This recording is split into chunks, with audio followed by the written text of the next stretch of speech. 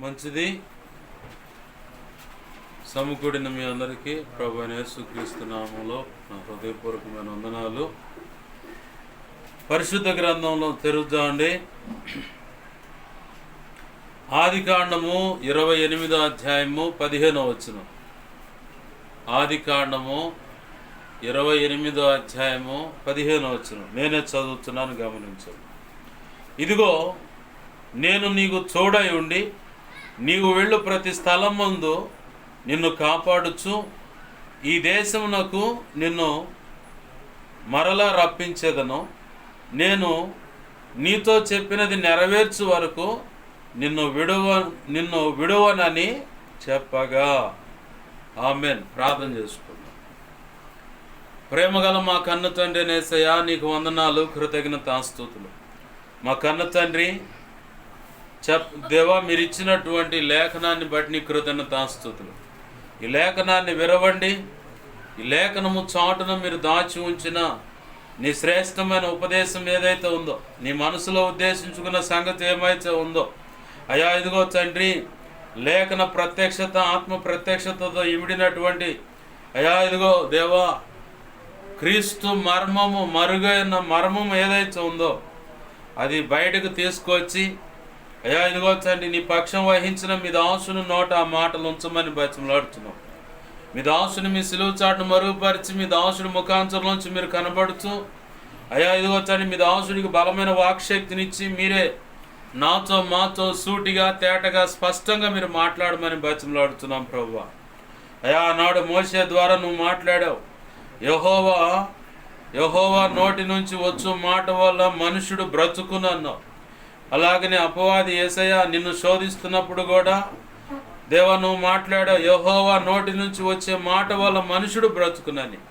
అయ్యా నీ మాటల చేత మమ్మల్ని బ్రతికింప చేయమని ఇప్పటి వరకు నీ కృప చేత మమ్మల్ని బ్రతికిస్తూ వచ్చారు. ఇంకనూ ఆధ్యాత్మికంగా మేము బ్రతికి నీ కృపలో వర్ధిల్లుటకు కూడా నీలో బలవంతులమై అంతరంగ పురుషుడు బలము కలిగి అయ్యా ఇదిగో తన్ని ఆత్మ బలము కలిగి, కృపా బలము కలిగి, వాక్య బలము కలిగి, అభిషేక బలము కలిగి, నిత్య జీవం శక్తి ద్వారా బలము కలిగి, పరిశుద్ధమైన శరీరక్తాలు తీసుకోవడం ద్వారా బలము కలిగి, అయా నీ మహాపునరుద్ధాన శక్తి ద్వారా బలము కలిగి బాబా అయా ఇదిగో తండ్రి, నీ కృపలో దేవ నిలకడగా ఇదిగో తండ్రి మేము నిలచి సిలువ నీడలో విశ్రాంతి పొందుతూ అయ్యా ఇదిగో తండ్రి, మా వంతులో మేము నిలిచి ఈ భూమి మీద నువ్వు నిర్ణయించిన పని యావత్తు సమర్థవంతంగా అయా సంపూర్తి చేస్తూ సంపూర్ణ సిద్ధి పొందుతూ ధైర్యంగా అయా నీ పని యావత్తు సంపూర్తి చేసి సంపూర్ణముగా దేవ సంపూర్ణమైన దేవాన్ని క్రీస్తు న్యాయపీఠాన్ని ఎదుర్కొని ధైర్యంగా నీ చేత ఎదుగు ఆ రోజు బలా మంచి దాసురాలని మెప్పు ఘనత మహిమ బహుమతులు అందుకో నిత్యత్వంలో ప్రవేశించి అత్యున్నత సింహాసనం మీద యేసయ్య మీరుండగా నీ పక్కన భక్త సమాజం అని వధువు ఉండగా ఆ వధువులోనే ఉన్నత స్థానంలోనే మేము నిలిచి నీతో కలిసి యుగ యుగాలు నిత్యరాజ్య పరిపాలన చేసి నిన్ను మహింపరచుకునే భాగ్యం మాకు కలుగునట్లుగా ఈ భూమి మీద దేవా నువ్వు నిర్ణయించినటువంటి దేవ పని యావత్తు నువ్వు కోరుకున్న శిష్యులుగా మేము తీర్చిదిద్దబడి ప్రతిరోజు నిత్యత్వం చేరు పర్యాంత వరకు శిష్యరికము చేస్తూ అయా నీ చేత తర్ఫీదు పొందుతూ నీ పక్షంగా నిలబెట్టినటువంటి మీ దాసుడి ద్వారా దేవ హితోపదేశాలు అందుకుంటూ నీ కృప ద్వారా అయ్యా ఇదిగో తండ్రి బలపడి భూదిగంతల వరకు వెళ్ళి నీ సేవ చేసి నిన్ను మహింపరిచే కృప కూడా మాకు దయచేయమని, అలాగున దేవా మాకు కృప కలుగునట్లుగా మాతో మీరు మాట్లాడి నీ ఆత్మకార్యములు జరిగించమని బతిమలాడుతున్నాం ప్రభువా. అందుకే ఉపదేశించడం మమ్మల్ని బలపరచండి అయ్యా. ధారాళమైన నీ ఆత్మ నడిపింపు జరగకుండా అడ్డుపడుతున్న దుష్టుడు, వాడి దూతలు, చీకటి అంధకార శక్తులు లేదు ఇక ఏమైనా అడ్డుపడుతున్నా వాటి ప్రభావంతో నీ మహాపునరుద్ధాన శక్తి ద్వారా యేసు నామములో బంధిస్తున్నాం. నిత్య నరకాగ్నికి ఇప్పుడే విసిరి కొడుతున్నాం. అక్కడే వాటి ప్రభావం యేసునామం లయమైపోవును గాక. అయ్యా నా చుట్టూరు మా చుట్టూరు మేమున్న ఇదిగో నీ చిత్త ప్రకారం ప్రాంతంలో ఎక్కిపిస్తున్న ప్రతి బిడ్డ చుట్టూరు అయ్యా మేమున్న గృహాలు, కాలనీ, గ్రామం, పట్టణ, రాష్ట్రం, ప్రపంచ దేశాలు సమస్తం చుట్టూరు నీ చిత్తంలో ఈ ప్రార్థనలు ఎందరైతే ఏకీపిస్తున్నా అందరి సమస్తం చుట్టూరు వారున్న గృహం సమస్తం చుట్టూరు కూడా నీ సిలువ రక్తపు కంచెన వేయండి, నీ రక్షణ కంచెన వేయండి, అగ్ని కంచెన వేయండి ప్రభు. అయ్యా నీ మహిమేగాన్ని ఆవరింప దేవా వారి పైన దేవా సమస్తంపై ఆవరింపచేయండి ప్రభా. అయ్యా ఇదిగో తండ్రి యెషయా 57:16 నీ చేతి నుండి దాచిపెట్టు ప్రభా. అయ్యా 34 కీర్తన 7, 97 కీర్తన 11, 12, 2 రాజులు 6:7 ప్రకారం నీ అగ్ని వంటి రథముల సైన్య సమూహాన్ని దేవదూతలను జ్ఞాపకం చేయడం సమస్తం చుట్టూ కావలుగా ఉంచు. అయ్యా నీ కనుదృశ్యము కాంతి తేజమ్మని వెలుగు సన్నిధి కాంతి జ్ఞాపకం చేయడం సమస్తంపై ప్రకాశింపచ్చు. సర్వోన్నతుని శక్తి జ్ఞాపకం చేయడం సమస్తం యేసు నామములో కమ్మును గాక. నీ మహిమ తేజ ప్రభావం దయం ప్రభావం ఇక్కడ నుంచి నువ్వు కోరుకున్న నీ బిడ్డలు ఉన్న కానించి నువ్వు కోరుకున్న నలుదిక్కులకు యేసు నామములో ప్రభులిల్లి వెళ్ళును గాక. దేవా కార్యము జరిగించండి. అయ్యా ఇదిగో తండ్రి జకర్యా గ్రంథం 2:5 ప్రకారం నీవే అగ్ని ప్రాకారమే నిలవండి. జ్ఞాపకం చేయడం సమస్తం చుట్టూ నిలవమని మాతో మీరు ఉండండి అయ్యా. సీనాయి పర్వతంగా ఇదిగో మేమున్న నీ బిడ్డలున్న ఈ ప్రాంతంలో ఎక్కిపిస్తున్న బిడ్డలున్న గృహాలను ఆ ప్రాంతాలను సమస్తాన్ని సీనాయి పర్వతంగా మార్చి స్తుతి సింహాసనాసనుడు అయి ఉండి మా అందరితో మీరు మాట్లాడమని బతిమలాడుతున్నాం మా ప్రభువా. నీ పక్షం వహించిన నేను ఎంత బలహీనో నీకు బాగా తెలుసు. నీ కృప మీద ఆధారపడుతున్నా, నీ మీద ఆనుకున్నాను అయ్యా. నాలో నువ్వు కోరుకున్న పరిశుద్ధతను ఆశిస్తున్న సమస్త అవిధేయతలు, అతిక్రమ దోషాలు, పాప దోషాలు, ఆజ్ఞాతిక్రమంలో క్షమించు. నీ సిలువ రక్తంలో నన్ను దేవా కడిగి పవిత్రపరచు. శుద్ధ జలంతో కడిగి పవిత్రపరచు. నీ ఆనంద తైలాభిషేకం నా నెత్తి ఇంకనో గొప్పగా ఉంచు. పరిశుద్ధాత్మజ్ఞులను పుట్టని శుద్ధ సువర్ణంగా మార్చు అయ్యా. ఈ పరలో శుద్ధ సువర్ణ తైలు నా నెత్తి ఇంకనో గొప్పగా ఉంచు దేవా. హెస్కేల్ గ్రంథం 2:1-2 ప్రకారం నీ కృప నాకు మాకు దయచేయండి ప్రభా. అయ్యా అయ్యా ఇదిగో తండ్రి మత్తయి 10:1 7-8 ప్రకారం అలాగే 20 ప్రకారం నీ కృప నాకు మాకు దయచేయండి ప్రభా. అయ్యా నాకు దేవా దయచేయండి అయ్యా. నీకు స్తోత్రం నాకు దయచేయండి అయ్యా. దయచేయండి ప్రభా. అలాగే ఇదిగో ప్రభా యెషయా 51:16 ప్రకారం నీ కృప నాకు దయచేయి. ఇర్మియా దేవా అపోస్తుల కార్యం 4:27-37 నీ కృప నాకు దయచేయి అయ్యా. ఇర్మియా 1:9, 10, 18, 19 నీ కృప నాకు దయచేయి ప్రభా. సహాయం ఇచ్చు. మా అందరితో మీరు మాట్లాడమని నీ ఆత్మకార్యములు జరిగించమని నీ చిత్తానికి వ్యతిరేకంగా ఏ చిల్లంగి బాలమని చాదబడి క్షుద్రపులు వశీకరణ వీటిలో అత్యంత ప్రమాదకరమని ఏమున్నా సరే ఈ లోకంలో చెప్పబడ్డ దేవి దేవతలు దేవుళ్ళు అన్నవాడి కులానికి సంబంధించిన దేవి దేవతలు దేవుళ్ళు ఇక ఇతర ఏమున్నా సరే కోట శక్తులేదు యేసునామములో వాటి ప్రభావం నీ మహాపునరుద్ధాన శక్తి ద్వారా బంధిస్తూ నిత్య నరకానికి విసిరి కొడుతున్నా. అక్కడే అవి యేసునామములో లయమైపోను కాదు. వాటి విషయంలో వారి విషయంలో అగ్నిస్తంభమై మా పక్షంగా మీరు నిలబడి యుద్ధము చేసి పోరాడి యుద్ధం చేసి జయమును మాకు దయచేయి. తీర్పు తీర్చండి. యుద్ధము యెహోవాదే. వాటి విషయంలో వారి విషయంలో నువ్వు అనుకున్న కార్యం జరిగించి నీ చిత్తం నెరవేర్చు. నువ్వు మాత్రం మహిమ పొందమా. మా ప్రియుడును మా రక్షకుడైన యేసయ్య ఉన్నతనంత శక్తిగల నామములోనే అయ్యా ఈ పట్టణము దేవ కాలనీ రాష్ట్రం దేశ సమస్తం చుట్టూ కాపుదల దయచేయండి. యేసయ్య ఉన్నతనంత శక్తిగల నామమును అడిగి వేడుకొని ప్రార్థించి సమస్తం పొందుకొని నీ నామాన్ని గొప్ప చేసుకుంటూ ఉపదేశాన్ని నన్ను మమ్మల్ని అప్పజెప్పుకుంటూ లేఖనాన్ని బట్టి నీ కృతజ్ఞతాస్తుతులు చెల్లించి నిన్ను ఘనపరుచుకుంటున్నాం మా తండ్రి. ఆమేన్ ఆమేన్ ఆమేన్. ప్రభునందు సమకూడిన నా ఈ మాటలు వింటున్నా ఇక ముందు ఈ వీడియో ద్వారా వినబోతున్నా ప్రతి ఒక్కరికి ప్రభు అయిన యేసుక్రీస్తు వారి పేరట నా హృదయపూర్వకమైన వందనాలు. అందరికీ వందనాలు. ప్రభునందు ప్రియమైన దేవుని బిడ్డలారా గమనించండి. లేఖన భాగంలో మనం ఇప్పుడు చదువుకున్న ఉదంతము ఎవరి గురించి అంటే యాకోబు గురించి. ఎవరి గురించి? అక్కడ దేవాది దేవుడు మాట్లాడుతూ ఉన్నాడు. అసలు ఆ పరిస్థితిలో ఎందుకు మాట్లాడుతున్నాడు, అసలు ఎక్కడికి పోతున్నాడు, అంతకుముందు ఏమైంది, ఇవన్నీ మనకు పరిశుద్ధ గ్రంథాన్ని చదివే మనందరికీ బహు తేటగా తెలుసు. ఆమెన్. హల్లెలూయా హల్లెలూయా.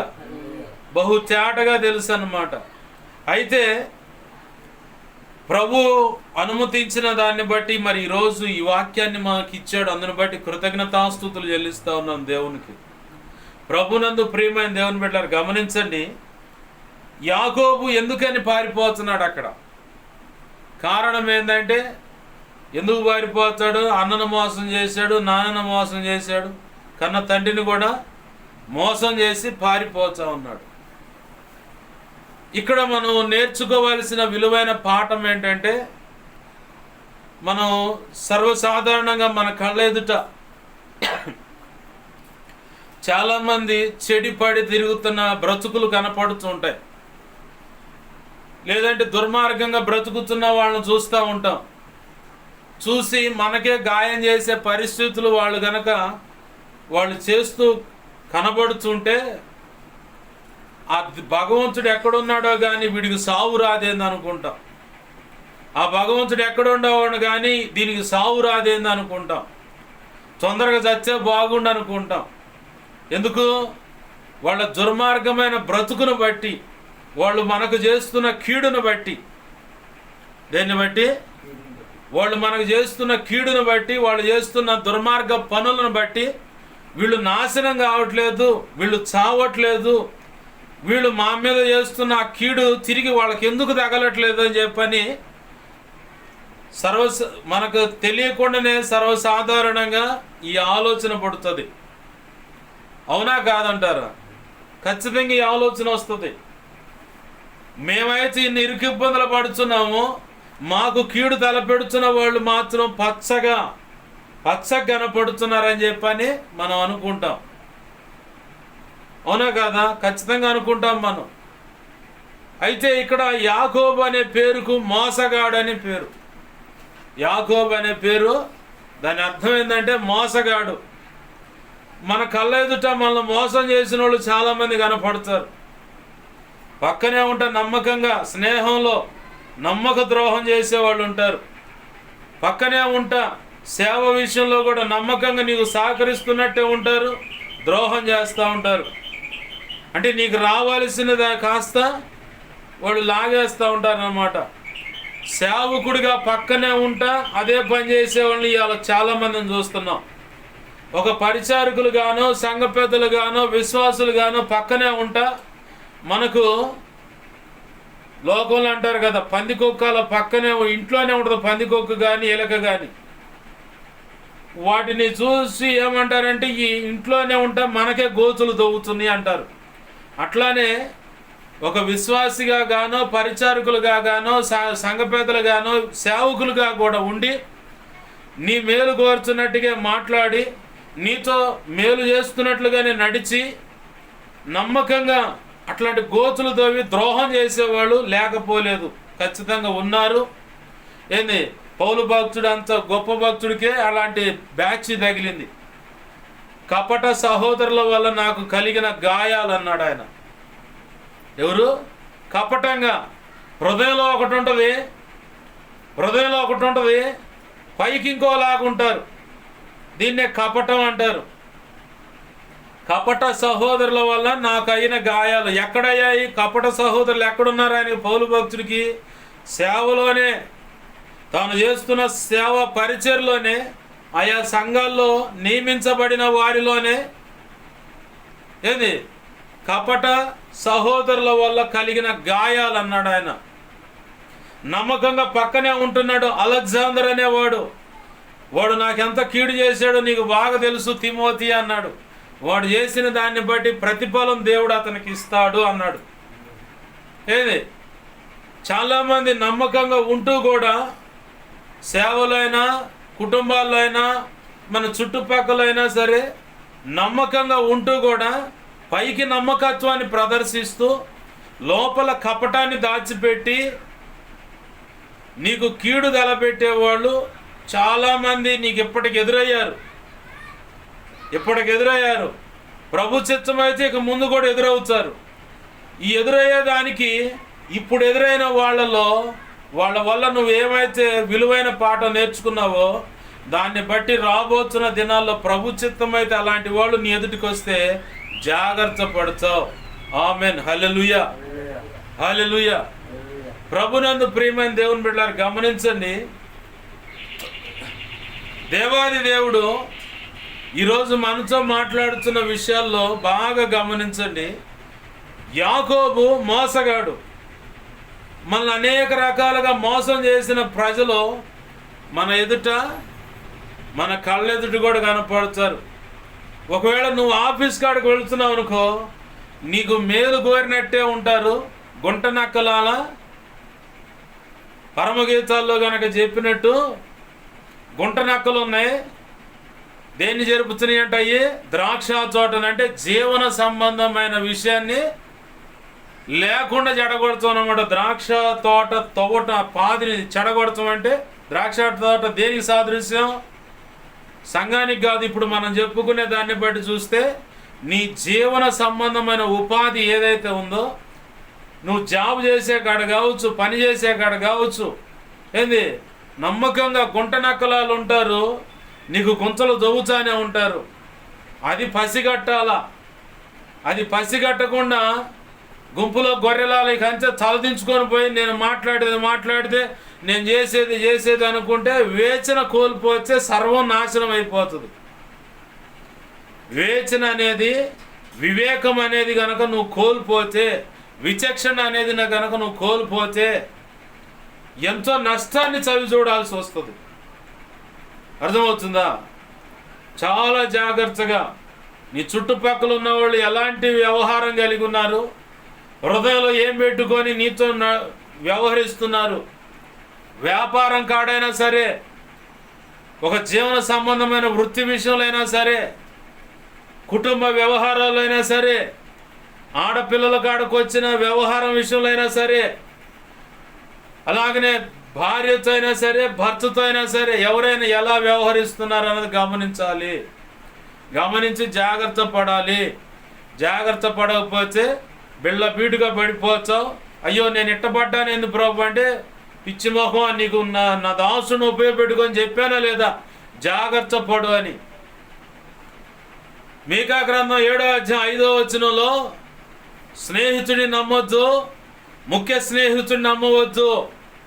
కొంతమంది స్నేహపు ముసుగులో స్నేహం అంట, ఆడపిల్లలైనా సరే మగపిల్లలైనా సరే, మగపిల్లలైనా ఆడపిల్లలైనా స్నేహితులుగా ఉన్నా, లేదు ఈ మధ్య వింతకాలం మొదలైంది, ఆడపిల్లలు కూడా మగపిల్లలు మా ఫ్రెండ్స్ అని చెబుతున్నారు, మగపిల్లలు కూడా ఆడపిల్లలు మా ఫ్రెండ్స్ అని చెబుతున్నారు. చివరికి కట్ చేస్తే వాళ్ళు మాకు మా అభిరుచులు నచ్చాయి కాబట్టి ప్రేమ అంటున్నారు. ఆ తర్వాత మేము ప్రేమించుకుంటున్నాం అన్నారు. ఆ తర్వాత తట్టా బుట్ట సర్దేసి జంపు, ఇక మధ్యలో కనపడకుండా వెళ్ళిపోతున్నారు. నడి రోడ్డు మీద కుటుంబాన్ని ఈడ్ చేసి, నడి రోడ్డు మీద కుటుంబాన్ని పరువు మొత్తం తీసేసి ఇక వాళ్ళు మాత్రం సుఖంగా బ్రతుకుదాం అనుకుంటారు కొంతమంది. ఆ తల్లి ఆ తండ్రి కన్నీరు పెడితే ఆ కన్నీరు ఉసురు తగలదా? తగులుతుందా? తగలదా? ఖచ్చితంగా తగులుతుంది. యాడ్ నుంచి వచ్చింది ఇదంతా? స్నేహం అని చెప్పని ఆ ముసుగులో ద్రోహం అనేది పెట్టుకున్నాడు, శరీర ఆశలు కోరికలు నెరవేర్చుకోవటానికి. ప్రేమ అనే ముసుగులో చాలామంది మోసం చేసేవాళ్ళు ఉన్నారు. దైవజనుడు సతీష్ కుమార్ ఆయన వాక్యాలు వింటా ఉంటే, ఆ వాక్యాలు ఎక్కువగా హైదరాబాద్ ఆ ప్రాంతంలో, ఎక్కడి నుంచి ఏదో ప్రాంతం నుంచి అక్కడికి వెళ్తారు. బాయ్ ఫ్రెండ్ ఖచ్చితంగా ఉండాల్సిందే. వాడిని తీసుకొని పబ్బులో, పిజ్జాలో, బిర్యానీ పాయింట్లో, కేఫ్ అని చెప్పని కాఫీ కేఫ్, చాయ్ ఉండే టీ తాగే ప్రాంతం ఆడికి వెళ్ళిపోతారు. చక్కగా ఇద్దరు కూర్చొని బయట చక్కగా కూర్చుంటారు, పార్కుల్లో కూర్చుంటారు, ఎంజాయ్మెంట్లు అని చెప్పి అంటారు, సరదాగా తిరుగుతూ ఉంటారు. చివరికి కోరిక పుడితే కోరిక నెరవేర్చుకొని జస్ట్ మేము క్యాజువల్గా ఇలా చేస్తున్నాం అంటారు. చివరికి కట్ చేస్తే వాడికి కావాల్సిన, నీ శరీరం మీద కావాల్సినటువంటి ఆ కోరిక దేరిపోగానే ఫోన్ బ్లాక్ లిస్ట్లో ఉంటుంది. ఎంత ఫోన్ చేస్తున్నా హలో అన్నా కానీ నేను బిజీగా ఉన్నాను తర్వాత మాట్లాడుతా అంటాడు. నీ దగ్గర నుంచి నీ శరీరం ద్వారా వాడు తృప్తి పొందాడంటే, ఒక్కసారి కనుక వాడు ఇన్వాల్వ్ అయి నీ ద్వారా తృప్తి పొందాడంటే ఇక నీ బ్రతుకు బస్ స్టాండ్ అని ఎందుకంటే, ఎవరు పడితే వాళ్ళు బస్ స్టాండ్కి వస్తూ ఉంటారు, పోతూ ఉంటారు. ఆడున్న అడ్వర్టైజ్మెంట్ చదువుతూ ఉంటారు, పోతారు, అంతే. ఇక నీ శరీరం ద్వారా ఒకడు కోరిక తీర్చుకున్నాడంటే ఇక నీ పని అయిపోయినట్టు. ఇక నిన్ను పక్కన పెడతా ఉంటాడు వాడు అప్పటిదాకా తపన పడదంతా వాడి తెలివితేటలన్నీ ప్రదర్శించి నిన్ను లోపరుచుకొని మాటల చేత మాయ చేసి ఏం చేయడానికంటే ఒకటే ఒక కారణం, నీ శరీరాన్ని ఆశించి నీ శరీరం ద్వారా వాడు సంతృప్తి పొంది, శారీరక సంయోగ క్రమం ద్వారా, అంటే స్త్రీ పురుషులు శరీరాలు కలిసిన దాన్ని బట్టి సంతోషపడి ఇక ఆ తర్వాత నీ ఫోన్ ఎత్తడు, నువ్వు ఇటు పిలిస్తే వాడు అడిపోతూ ఉంటాడు. ఇక నువ్వు పిచ్చిదానివై, లేదంటే నువ్వు పిచ్చివాడివై, ఒక పురుషుడిగా నువ్వు గాఢంగా ప్రేమిస్తావు అంటే నువ్వు నీ ద్వారా ఏదన్నా సేమ్ ఇలాంటి మైండ్ ఉన్న స్త్రీలు ఎవరైనా ఉంటే పక్కాగా పిచ్చోళ్ళు చేసి పక్కకి వెళ్ళిపోతారు. వాడు చివరికి నంబర్ 1 బిచ్చగాడైపోతాడు అనమాట. పురుషుడైతే. ఆడపిల్ల అయితే చావాలా బ్రతకాలన్న తర్జుమాలో ఉంటా గుండె ధైర్యం కలిగిన వ్యక్తి అయితేనేమో నిలబడగలుగుతారు. ఈ పని జరిగిన తర్వాత ఇంక నేను బతకటం ఎందుకని చెప్పని చావటానికి ప్రయత్నం చేస్తారు.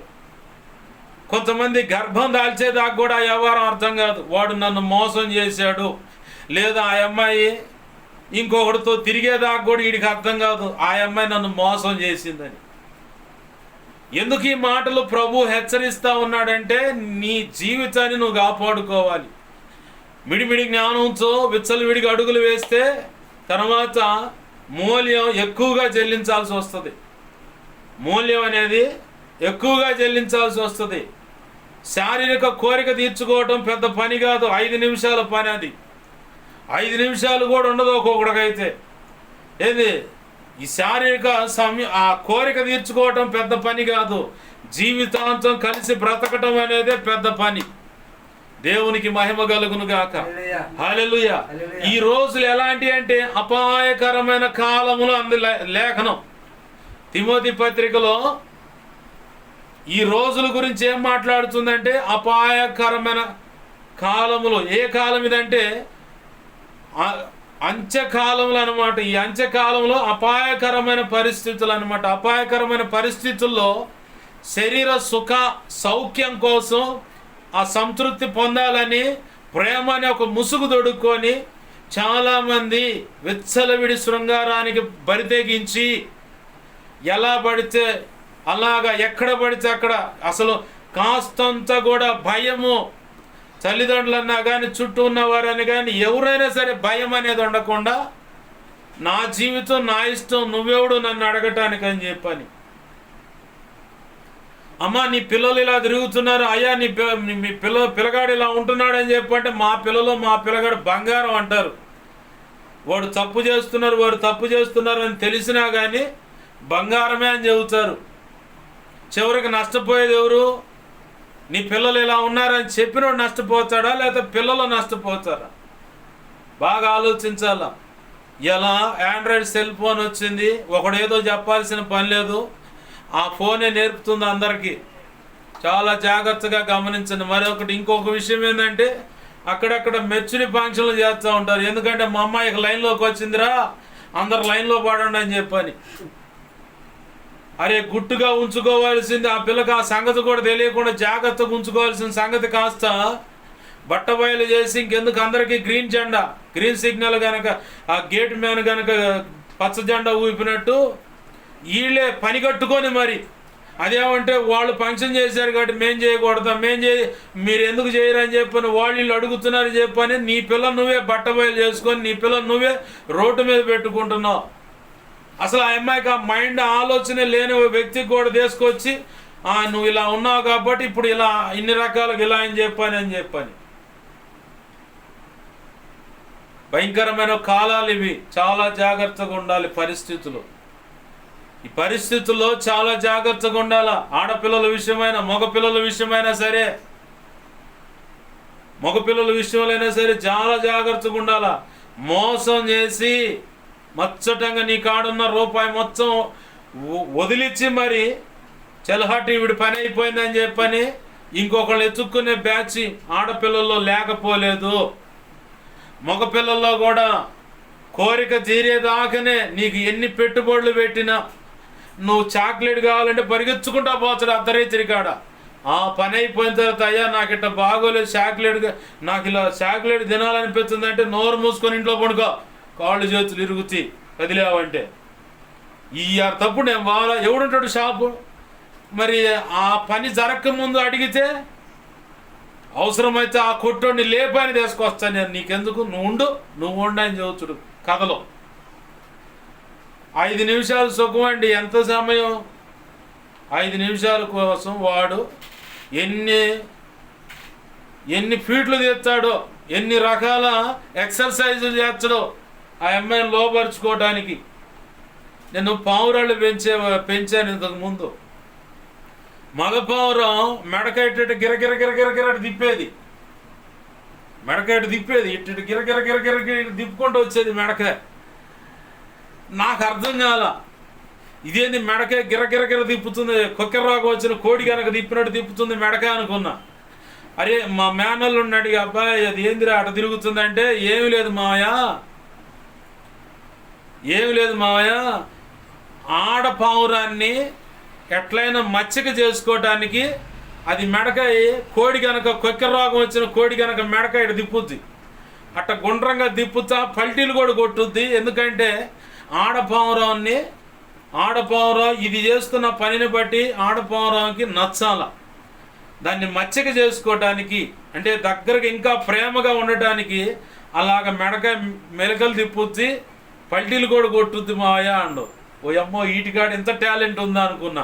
ఆ తర్వాత నాకు అర్థమైంది, ఒక ప్రేమికురాల్ని, అంటే వాడు ప్రేమించేటువంటి వ్యక్తిని, లేదంటే ఒక ప్రియురాలు ఆమె ప్రేమించేటువంటి వ్యక్తిని ఎలాగైనా సరే దగ్గరికి ఆ వ్యక్తిని నేను పొందుకోవాలనే విషయంలో వాళ్ళ తాపత్రయం కూడా ఈ పావురాలను చూసి నేను నేర్చుకున్నా. దేవునికి మహిమ కలుగును గాక.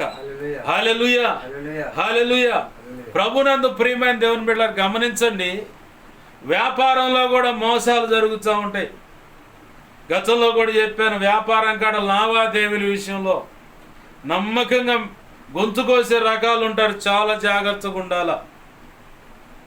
స్నేహితుడు అని చెప్పని ఇంటికి తీసుకొని వస్తే కొత్తగా పెళ్ళి అయింది, వాడు చిన్నగా ఆ భార్యను లైన్లో పెట్టుకున్నాడు, భర్త పనికి పోగానే ఏం ఫోన్ చేస్తుంది, ఆయన పోయిండ్లే ఇంక ఇంటికి రా అని చెప్పని. ఇలాగా మోసపు ఈ విషయాలను బట్టి వ్యభిచారం అనే పాపానికి వెళ్ళిపోతా ఉన్న దాంపత్య జీవితాలు ఉన్నాయి. చాలా జాగ్రత్తగా ఉండాలి. చేయి దాటిపోయిన పరిస్థితులు ఉంటాయి, ప్రార్థన చేయి. యేసయ్యకు అసాధ్యమైంది ఏదీ లేదు. నమ్మకంగా ఉన్నాడు కదా అని చెప్పని ఇంటికి తెచ్చి పెట్టుకుంటాం, వాడే అసలు పూర్తిగా మేకైపోతాడనమాట. చాలా నమ్మి కొంత రూపాయి తీసుకుంటా, వాడేం చేస్తాడు, మచ్చటంగా దొంగ అగ్రిమెంట్ రాసుకొని ఇల్లు మచ్చ నాకు స్వాస్థ్యం చేశారని చెప్పని ఇలాగా. ఇవాళ ఒక వీడియో విన్నాను, జీపీఏ అని చెప్పని కనుక అగ్రిమెంట్ చేస్తే వాడు అమ్ముకోవటానికి అధికారాలు వస్తాయంట ఆస్తి మీద. అట్లా కాకుండా తాకట్టు రిజిస్ట్రేషన్ చేస్తే దాన్ని బట్టి మళ్ళీ తిరిగి చెల్లిస్తానని చెప్పని కోర్టులు వేయడానికి కూడా అవకాశం ఉంటుందని ఇలా ఒక లాయర్ చిన్న వీడియో చేసి పెడితే అది విన్నాను, డౌన్లోడ్ కూడా చేశాను, ఉపయోగపడుతుంది అని చెప్పి. ప్రభునందు ప్రియమైన దేవుని బిడ్డలు గమనించండి, మోసపోయే విషయాలను దేవుడు మన కళ్ళ ముందు పెడుతూ ఉన్నాడు, మన ఎదుటికి తీసుకొస్తూ ఉన్నాడు. ఇక్కడ యాకోబు అనే ఆయన మోసగాడు. యాకోబు ఎవరు? మోసగాడు. ఎవరిని మోసం చేశాడు ఫస్ట్గా అంటే తన అన్ననే మోసం చేశాడు. ఎలాగా? మంచిగా వంట చేస్తూ ఉన్నాడు, ఏసేవేమో వేటకు వెళ్ళాడు కానీ ఏమి దొరకలా. పనికి పోయించిన వాళ్ళకి దాహార్తి ఎక్కువ ఉంటుంది, వచ్చి గ్లాసులు మంచిలు తాగితే కానీ మా ప్రాణం కుదురు పడుతూ ప్రశాంతంగా ఉండరు. ఆమేన్, హల్లెలూయా. వచ్చాడు యాకోబు తల్లి దగ్గర ఉండి తెలివిగా మంచి వంటకాలు నేర్చుకున్నాడు. తన తల్లి లేదట్టుకుంటే ఇంకెందుకు నేనే ట్రై చేస్తున్నట్టున్నాడు. వంటకి ట్రై చేస్తే ఇక చిన్నగా వంట మొదలు పెట్టాడు. అంతలోకి అన్న వచ్చాడు, ఆకలి మీద ఉన్నాడు. అరే చిన్నోడా, ఏదో వండుతున్నట్టున్నావు, ఏందంటే అవునన్నయ్య స్పెషల్ ఇవ్వాలంతా. ఏం కూర అంటే చిక్కుడుకాయ కూర. ఏం కూర? చిక్కుడుకాయ కూర. అవును, అదే చిక్కుడుకాయ కూర, అదేంది ఎర్రగా ఉంది ఏంటంటే, అవునన్నా స్పెషల్ వంటకం అన్నా, నేను అమ్మ దగ్గర చూసిన దాంట్లో నుంచి ఒక స్పెషల్గా ఉండేటువంటి ఒక వంటను నేను సిద్ధం చేస్తున్నా అంటే, అబ్బో అదేదో బాగానే ఉందిలే కానీ కొంచెం ఆకలి అవుతుంది కానీ అన్నం వేసుకొచ్చుకుంటా కూర వేయనంటే పొరపాటును కూడా వేయనండు. అదేందిరా అంటే, నువ్వు అంతా ఇప్పుడు బాగానే ఉంటూ తిన్న తర్వాత మళ్ళీ నన్ను దాంతో నువ్వు సామాన్యుడు కాదు, ఏంది అసలు అట కుదరదు అని చెప్పాడు. అరే నిన్ను ఏమనరా, ఆకలి అవుతుందిరా, అమ్మ నాన్నోళ్ళు కూడా దగ్గర లేరు కాబట్టి అయ్యా నా మాటిన కూర ఎర కొంచెం అంటే కుదరదు. సరే నీకేం కావాలి చెప్పండి. తోడబుట్టినాడు కదా, అక్క అయినా చెల్లెలైనా, అక్క చెల్లెల మధ్య అయినా, అన్న తమ్ముల మధ్య అయినా, లేదు చెల్లెళ్ళు అన్న విషయంలో కానీ, అక్క తమ్ముడు విషయంలో కానీ ఈ పరిస్థితులు కనపడుతూ ఉంటాయి సర్వసాధారణంగా. ఏంటి నీకేం కావాలో చెప్పండి, నీకేం కావాలో చెప్పంటే అన్న ఒక కోణంలో నీకు పలాంద కావాలా చెప్పు తీసుకొస్తా, పలాంద కావాలా చెప్పు తీసుకొస్తా, పలాందా లేదంటే నేను అడిగిపోయి మంచి జంతువుని మంచి బలంగా జింకను కొట్టుకొస్తాను, మంచిగా వండుకొని తిందానంటే ఆహా ఏం కాదు ఏం వద్దు అంటాడు. మరి ఏం కావాలో చెప్పురా అంటే నీ జ్యేష్ఠత్వం నాకు కావాలి. వాస్తవానికి ఏసావుకి జ్యేష్ఠత్వం యొక్క విలువ తెలియల. వాళ్ళు పుట్టక మునిపే రెక్కమ్మతో చెప్పాడు దేవుడు, నేను పెద్దవాడిని తృణీకరించి చిన్నవాడిని కోరుకున్నానని. ఎందుకంటే ఈ స్వభావం ముందుగానే పుట్టబోయేవాడి విషయంలో భూత వర్తమాన భవిష్యత్ కాలం ఎరిగిన దేవుడై ఉన్నాడు కాబట్టి అతను పుట్టక మునిపే దేవుడు చెప్పేశాడు తన సంగతి గురించి అంతా.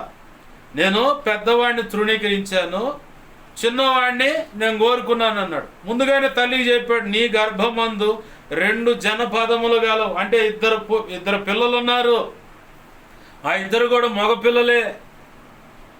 అయితే ఎవడైతే మొదటిగా బయటకు వస్తాడో వాడే పెద్దవాడిగా లెక్క తేలుస్తారు. ఇప్పుడైనా అప్పుడైనా ఒకటే లెక్క కనపడుతోంది. దేవునికి మహిమ కలుగును గాక. హల్లెలూయా. అయితే ఇక్కడ దేవుడు ముందుగానే చెప్పేశాడు ఏసావు గురించి, అతను నేను తృణీకరిస్తున్నానని. దేవుడు ఎలాగైతే చెప్పాడో అక్షరాల యాకోబు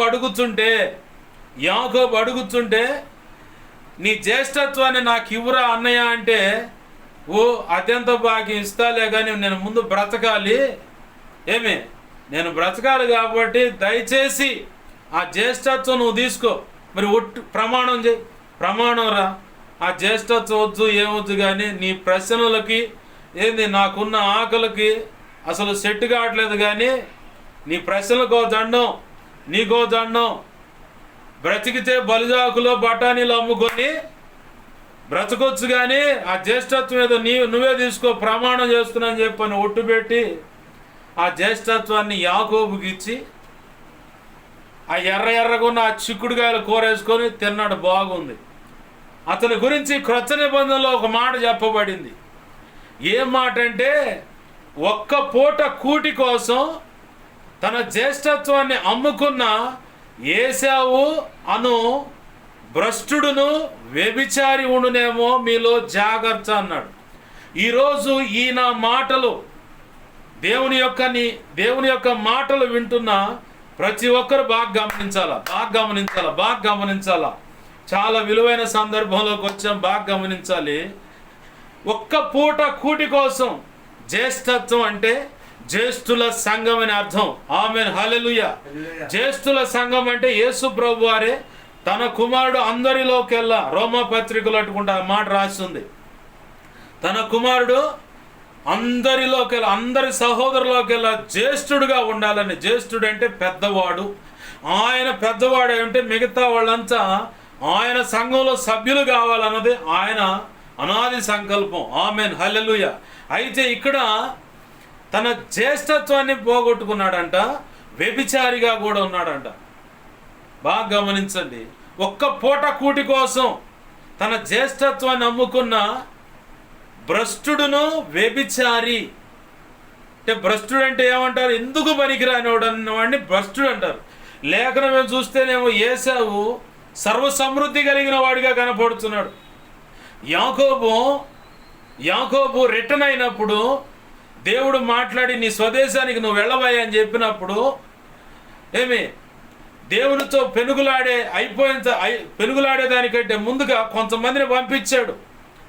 వెళ్ళండి మా అన్నని ఎదుర్కోండి అని చెప్పని కబురు పెట్టంగానే వాళ్ళ అన్న ఎదురు వస్తా ఉన్నాడు.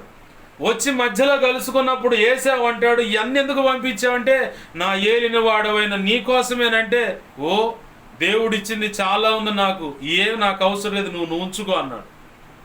ఇక్కడేమో క్రొత్త నిబంధనలోకి వచ్చేసరికి జ్యేష్ఠత్వాన్ని నమ్ముకున్న భ్రష్టుడు వ్యభిచారంటుంది లేఖనం. అలాంటి వాళ్ళు మీలో ఉన్నారేమో, జాగ్రత్త చూసుకోండి, సరి చేసుకోండి అన్నాడు. సర్వ సమృద్ధి ఉన్నా, ఆధ్యాత్మిక పరిపక్వత కలిగి ఉన్నా, దేవుని చేతిలో గొప్పగా వాడబడుతున్నా, దేవుడు నీ పక్షంగా కదిలి గొప్ప కార్యాలు చేస్తున్నా, బాగా గమనించాలా, భ్రష్టత్వం అనేది కూడా ఆవరించే అవకాశం ఉంది. భ్రష్టత్వం అంటే ఎందుకు పనికిరాని పరిస్థితి. వ్యభిచారి అనే పరిస్థితిలో కూడా, వ్యభిచారి అంటే రెండు కోణాలు.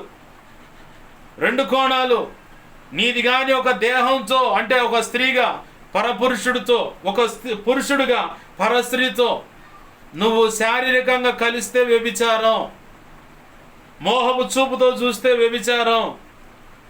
అలాగనే విగ్రహారాధన, దేవునిలో ఉంటూ కూడా విగ్రహారాధన చేసిన వ్యభిచారం. ఈ వ్యభిచారులు గతంలో కూడా చెప్పాను, ప్రకటన 21:8 వెళ్ళిపోతారు. ఇక అక్కడికి వెళ్ళి నిలబడతారు. ఏంటంటే నిత్య నరకానికి ఎంచబడతారు. వీళ్ళు నిత్య నరకానికి ఎంచబడతారు.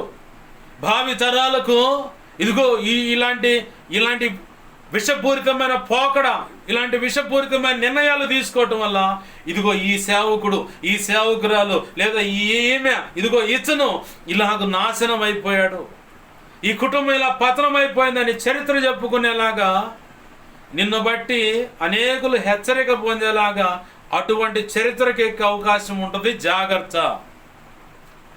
అటువంటి చరిత్రకి ఎక్కే అవకాశం ఉంటుంది. జాగ్రత్త. నిన్ను చూసి అనేకులు దిద్దుబాటు చేసుకోవాల్సి వస్తుంది. ఇస్కరియోతు యూదా అపోస్తలత్వాన్ని కోల్పోయాడు. ధన మోసము ఆ వ్యామోహంలో పడి తన అపోస్తలత్వాన్ని కోల్పోయాడు. చివరికి ఈరోజు లేదా గతంలో, ఇక ముందు కాలంలో ప్రతి ఒక్కళ్ళు ఏమంటారు, దుర్మార్గుడురా వాడు, ఏసైనే తీసుకెళ్ళి అమ్మాడురా వాడు, అసలు అట్లాంటి బతికేరా అని చెప్పని ప్రతి ఒక్కళ్ళు నీచంగా చెడుతూ ఉంది, అనుకోవటం ఉంది. చివరికి అలాంటి బ్రతుకు నాకు వద్దయ్యానే మా పరిస్థితి ఉంది. ఇక్కడ ఏసేవ లాంటి జ్యేష్ఠత్వాన్ని కోల్పోయేటువంటి భ్రష్టులు, వ్యభిచారుల విషయంలో కూడా ఒకవేళ మన జీవితాల్లో మనం గమనించుకోవాలి. నా జీవితంలో, నీ జీవితంలో, ఎవరి జీవితంలో అయినా ఇటువంటి పరిస్థితి కనుక కనపడిందా, చరిత్ర చెప్పుకుంటుంది. ఈ ఇస్కరియోతు యోధా గురించి చెప్పుకున్నట్టు, ఇప్పుడు ఈ యాకోబు గురించి చెప్పుకున్నట్టు, మోసగాడు, అన్నను మోసం చేశాడు మొదటిగా, ఆ తర్వాత తన తండ్రిని కూడా మోసం చేశాడు. తల్లి ప్రమేయాన్ని బట్టి మోసం చేశాడు అన్న ఆ సంగతి మాత్రం ప్రపంచానికి అర్థం కావట్లేదు. కానీ ఒకటే ఒక మాట డైరెక్ట్గా పలుకుతున్న మాట ఏంటంటే, సొంత అన్నని, సొంత తండ్రిని కూడా మోసం చేశాడు యాకోబు, మోసగాడు అని. అసలు జరిగిన ఉదంతం ఏది? తల్లి ప్రమేయంతోనే తండ్రిని మోసం చేయటం అనేది జరిగింది. ఇవన్నీ పక్కన పెట్టేసి ప్రపంచానికి ఏది లేదా, మన పక్కన ఉన్న వాళ్ళకి ఏదో చెప్పాలని ప్రయత్నం చేస్తూ ఉంటారు చాలామంది. నువ్వు చేసిన తప్పును నువ్వు కప్పెట్టుకుంటావు. ఈరోజు నీ ద్వారా జరిగిన పొరపాటు నువ్వు కప్పెట్టుకుంటావు, లేదంటే పక్కనోడి మీద ఇసిరేస్తావు ఒక రాయిలాగా. లేఖనం ఏమంటుందో తెలుసా? రహస్యముగా ఉన్నది ఏది కూడా మరుగై ఉండదు. నీవు రహస్యంగా గదుల్లోనో ఎక్కడో చాటుమాటుగా చేసినది మిథ్యల మీద, అంటే గోడలెక్కి గోడల మీద నుంచి ప్రకటన చేయబడుతుందని ఉంది లేఖనం. యేసు ప్రభు వారే సాక్షాత్తు తన నోటితో చెప్పిన మాట ఇది. ఆమేన్, హల్లెలూయా. ఎవరైనా సరే, నేనైనా ఇంకెవరైనా సరే, నేను ఎవరికి దొరకట్లేదు, నేను చాలా తెలివిగా అన్నీ చేస్తున్నా అని చెప్పని అనుకుంటున్నా. స్త్రీలైనా పురుషులైనా, యవన స్త్రీలైనా యవన పురుషులైనా, ఎవరైనా సరే నేను ఎవరికి దొరకట్లేదు అనుకుంటే, సేవకులైనా సరే, పరిచారకులైనా సరే, సంఘ పెద్దలైనా, విశ్వాసులైనా, సేవకురాండ్లైనా సరే, వీళ్ళలో స్త్రీలు పురుషులు ఎవరున్నా సరే, ఖచ్చితంగా బాగా గమనించాలి. నువ్వు రహస్యంగా నేను ఎవరికి కనపడతలేదు, ఎవరికి దొరకట్లేదు అనుకుంటావు, మిథ్యల మీద నుంచి ప్రకటించబడుతుంది. ఎలానో తెలుసా? దావీదు గోడ మీద తిరుగుతా బెర్షెబా అందాన్ని చూసి నగ్నంగా కనపడితే ఆమె ఆ బాత్రూమ్ పై కప్పు లేకుండా వెళ్ళి స్నానం చేస్తోంది. దావీదు చూశాడు. రాజైన దావీదు యుద్ధకాలం మందు సైన్యం మొత్తాన్ని యుద్ధానికి పంపించి ప్రశాంతంగా మిద్దెక్కి పడుకోండు. సాయంకాలం 5 గంటలకు లేచాడు. ఇక అంతే, కట్ చేస్తే అక్కడ పిక్చర్ కనపడుతుంది. ఆమె అందానికి ముగ్ధుడై రహస్యంగా ఆమెను పిలిపించుకొని ఆమెతో శారీరక పాపం చేశాడు. అంతటితో ఆగితే బాగుండు. రహస్యంగా ఒక లెటర్ రాసి, సైన్యాధిపతిగా ఉన్నవాడు తన దావీదు యొక్క మేనల్లుడు, అతనికి చీటీ రాసి ఎవరికిచ్చి పంపించాడు తెలుసా? ఎవరినైతే చంపాలని నిర్ణయించాడో ఆ చంపటానికి నిర్ణయించినటువంటి వ్యక్తి చేతికి ఆ చీటీ ఇచ్చి, ఆ సైన్యాధిపతి అయిన యోబుకి ఇది అన్నాడు. అసలు ఎంత నీతిమంతుడు యథార్థవంతుడో చూడు. ఆ ఉరియా ఎంత నీతిమంతుడో చూడండి. అసలు రాజు ఏమి రాసి ఇచ్చాడు అన్నది చదవలా. అంత నమ్మకమైన వాడు పోయి ఆ లెటర్ ఏం కానీ, ఆ లెటర్లో ఏం రాసిందంటే, యోబు చదువుకున్నాడు, గుండె ధైర్యం కలిగి యుద్ధంలో మొదటి వరుసలో నిలబడే వాళ్ళ మధ్యలో ఇతన్ని పెట్టు. అలాగనే రాజాజ్ఞ కాబట్టి నిలబెట్టాడు. గుండె ధైర్యం కలిగిన వాళ్ళు ఎట్ట తప్పించుకోలో యుద్ధ నైపుణ్యత తెలిసిన వాళ్ళు ముందు వరుసలో ఉంటారు. ఇతనికి ఆ సంగతులు తెలియదు, ఎక్కడో వెనక వరుసలో ఉండేవాడు. అట్లాంటి వాడిని ముందు తెచ్చి పెట్టాడు. మచ్చటంగా ఒకటే ఒక బాణం దెబ్బతో ఎగిరిపోయింది ప్రాణం. ఉరియా చనిపోయాడన్న సంగతి రాజుకు చెప్పండి అని చెప్పని కబురు పంపించాడు. నా ప్లానింగ్ పక్కాగా సక్సెస్ఫుల్ అయింది అనుకున్నాడు దావీదు. నా ప్లాన్ ఖచ్చితంగా పక్కాగా సక్సెస్ అయింది అనుకున్నాడు. మన జీవితాల్లో కూడా చాలామంది ఆయా కోణాల్లో వాళ్ళు వేసే ప్లాన్లు పక్కాగా సక్సెస్ అయింది అనుకుంటారు, కానీ దేవుడు వదిలిపెట్టడు. ఆమేన్, హల్లెలూయా, హల్లెలూయా. వాని క్రియల చొప్పున వానికి జీతం ఇచ్చుటకు, వాని క్రియల చొప్పున ప్రతిఫలంగా జీతం ఇచ్చుటకు ఆ జీతం నా దగ్గర ఉంది, నేను వచ్చి ఇస్తా, నీకెందుకు? ప్రకటన గ్రంథం చివరి అధ్యాయం 22వ అధ్యాయంలో చివరి మాట చదువుకుందాం. చూడండి, చివరి అధ్యాయము 10, 11, 12 వచనాలు అట్టుకుంటా. అన్యాయము చెయ్యువాడు ఇంకనూ అన్యాయమే చెయ్యనిమ్ము, అంటే ఇంకా ఎక్కువ చెయ్యని. అపవిత్రుడైన వాడు ఇంకనూ అపవిత్రుడిగానే ఉండనిమ్ము, ఇంకా పాపం చేసాడు, పాపంలోనే బ్రతకని. ఏమి నీతిమంతుడు ఇంకనూ నీతిమంతుడిగానే ఉండనిమ్ము, అంటే నీతిమంతుడు నేను ఇప్పుడు అనుకుంటున్నా, ఇంకా నీతిమంతుడిగా ఉండని. పరిశుద్ధుడు ఇంకనూ పరిశుద్ధుడిగానే ఉండనిమ్ము. ఇదిగో త్వరగా వచ్చుచున్నాను, వాని క్రియల చొప్పున ప్రతి వానికిచ్చుటకు నేను సిద్ధపరిచిన జీతము నా యుద్ధ ఉన్నది. ఆమేన్, హల్లెలూయా. ఈ మాట ప్రకటన గ్రంథంలో చదువుతున్నాం. దీనికంటే ముందు అక్షరాల దావీదు జీవితంలో జరిగింది. దావీదు రహస్యంగా చేశాడు ఆ పొరపాటు. దేవుడు కదిలాడు. సంవత్సర కాలం ఇచ్చాడు అవకాశం దావీదుకి. తప్పు దిద్దుకుంటాడు, తప్పును సరి చేసుకుంటాడని. సంవత్సర కాలం అని ఎలా కరెక్ట్ చెప్పగలరు పాష్ గారు అంటే, బేర్షాబాతో దావీదు పోయినప్పుడు ఆమె గర్భం దాల్చానని కబురు పెట్టింది. ఆ కబురు పెట్టిన తర్వాత ఆ ఉరియాని చంపించాడు. ఇక ఇతను మాకు అడ్డం ఉండకూడదని. అంటే భర్త ఉన్నప్పుడు వేరొకడు ఆమెను చేర్చుకోవడానికి ధర్మశాస్త్రం ఒప్పుకోదు. బాగా ఎరిగినవాడు ధర్మశాస్త్రం. దావీదు బాగా ధర్మశాస్త్రం ఎరిగినవాడు. అతను బ్రతికుంటే ఈమెను చేర్చుకోవటానికి వల్ల కాదు, కాబట్టి అతను చంపేస్తే ఈమెను చేర్చుకున్నప్పుడు రాజుగా ఉన్నాను కాబట్టి నేను ఏ ఉపకారం చేసినా రాజు ఎంత నీతిమంతుడో చూడండి, ఎంత దయాళుడో చూడండి, ఎంత మంచి గుణం కలిగినోడో చూడండి. అసలు ఏ ఆధారం లేకుండా నిరాధారమైనటువంటి ఆమెను దగ్గర చేర్చుకొని ఒక నూతన జీవితాన్ని ఆమెకు ఇచ్చాడు. ఇతను ఎంత గొప్పోడు అని చెప్పని చెప్పుకుంటారని పక్కాగా ప్లాన్ వేసి ఆ పని జరిగించాడు. అయితే దేవుడు సంవత్సరం కాలం ఇచ్చాడు. ఆ బిడ్డకు జన్మనిచ్చింది ఏమే.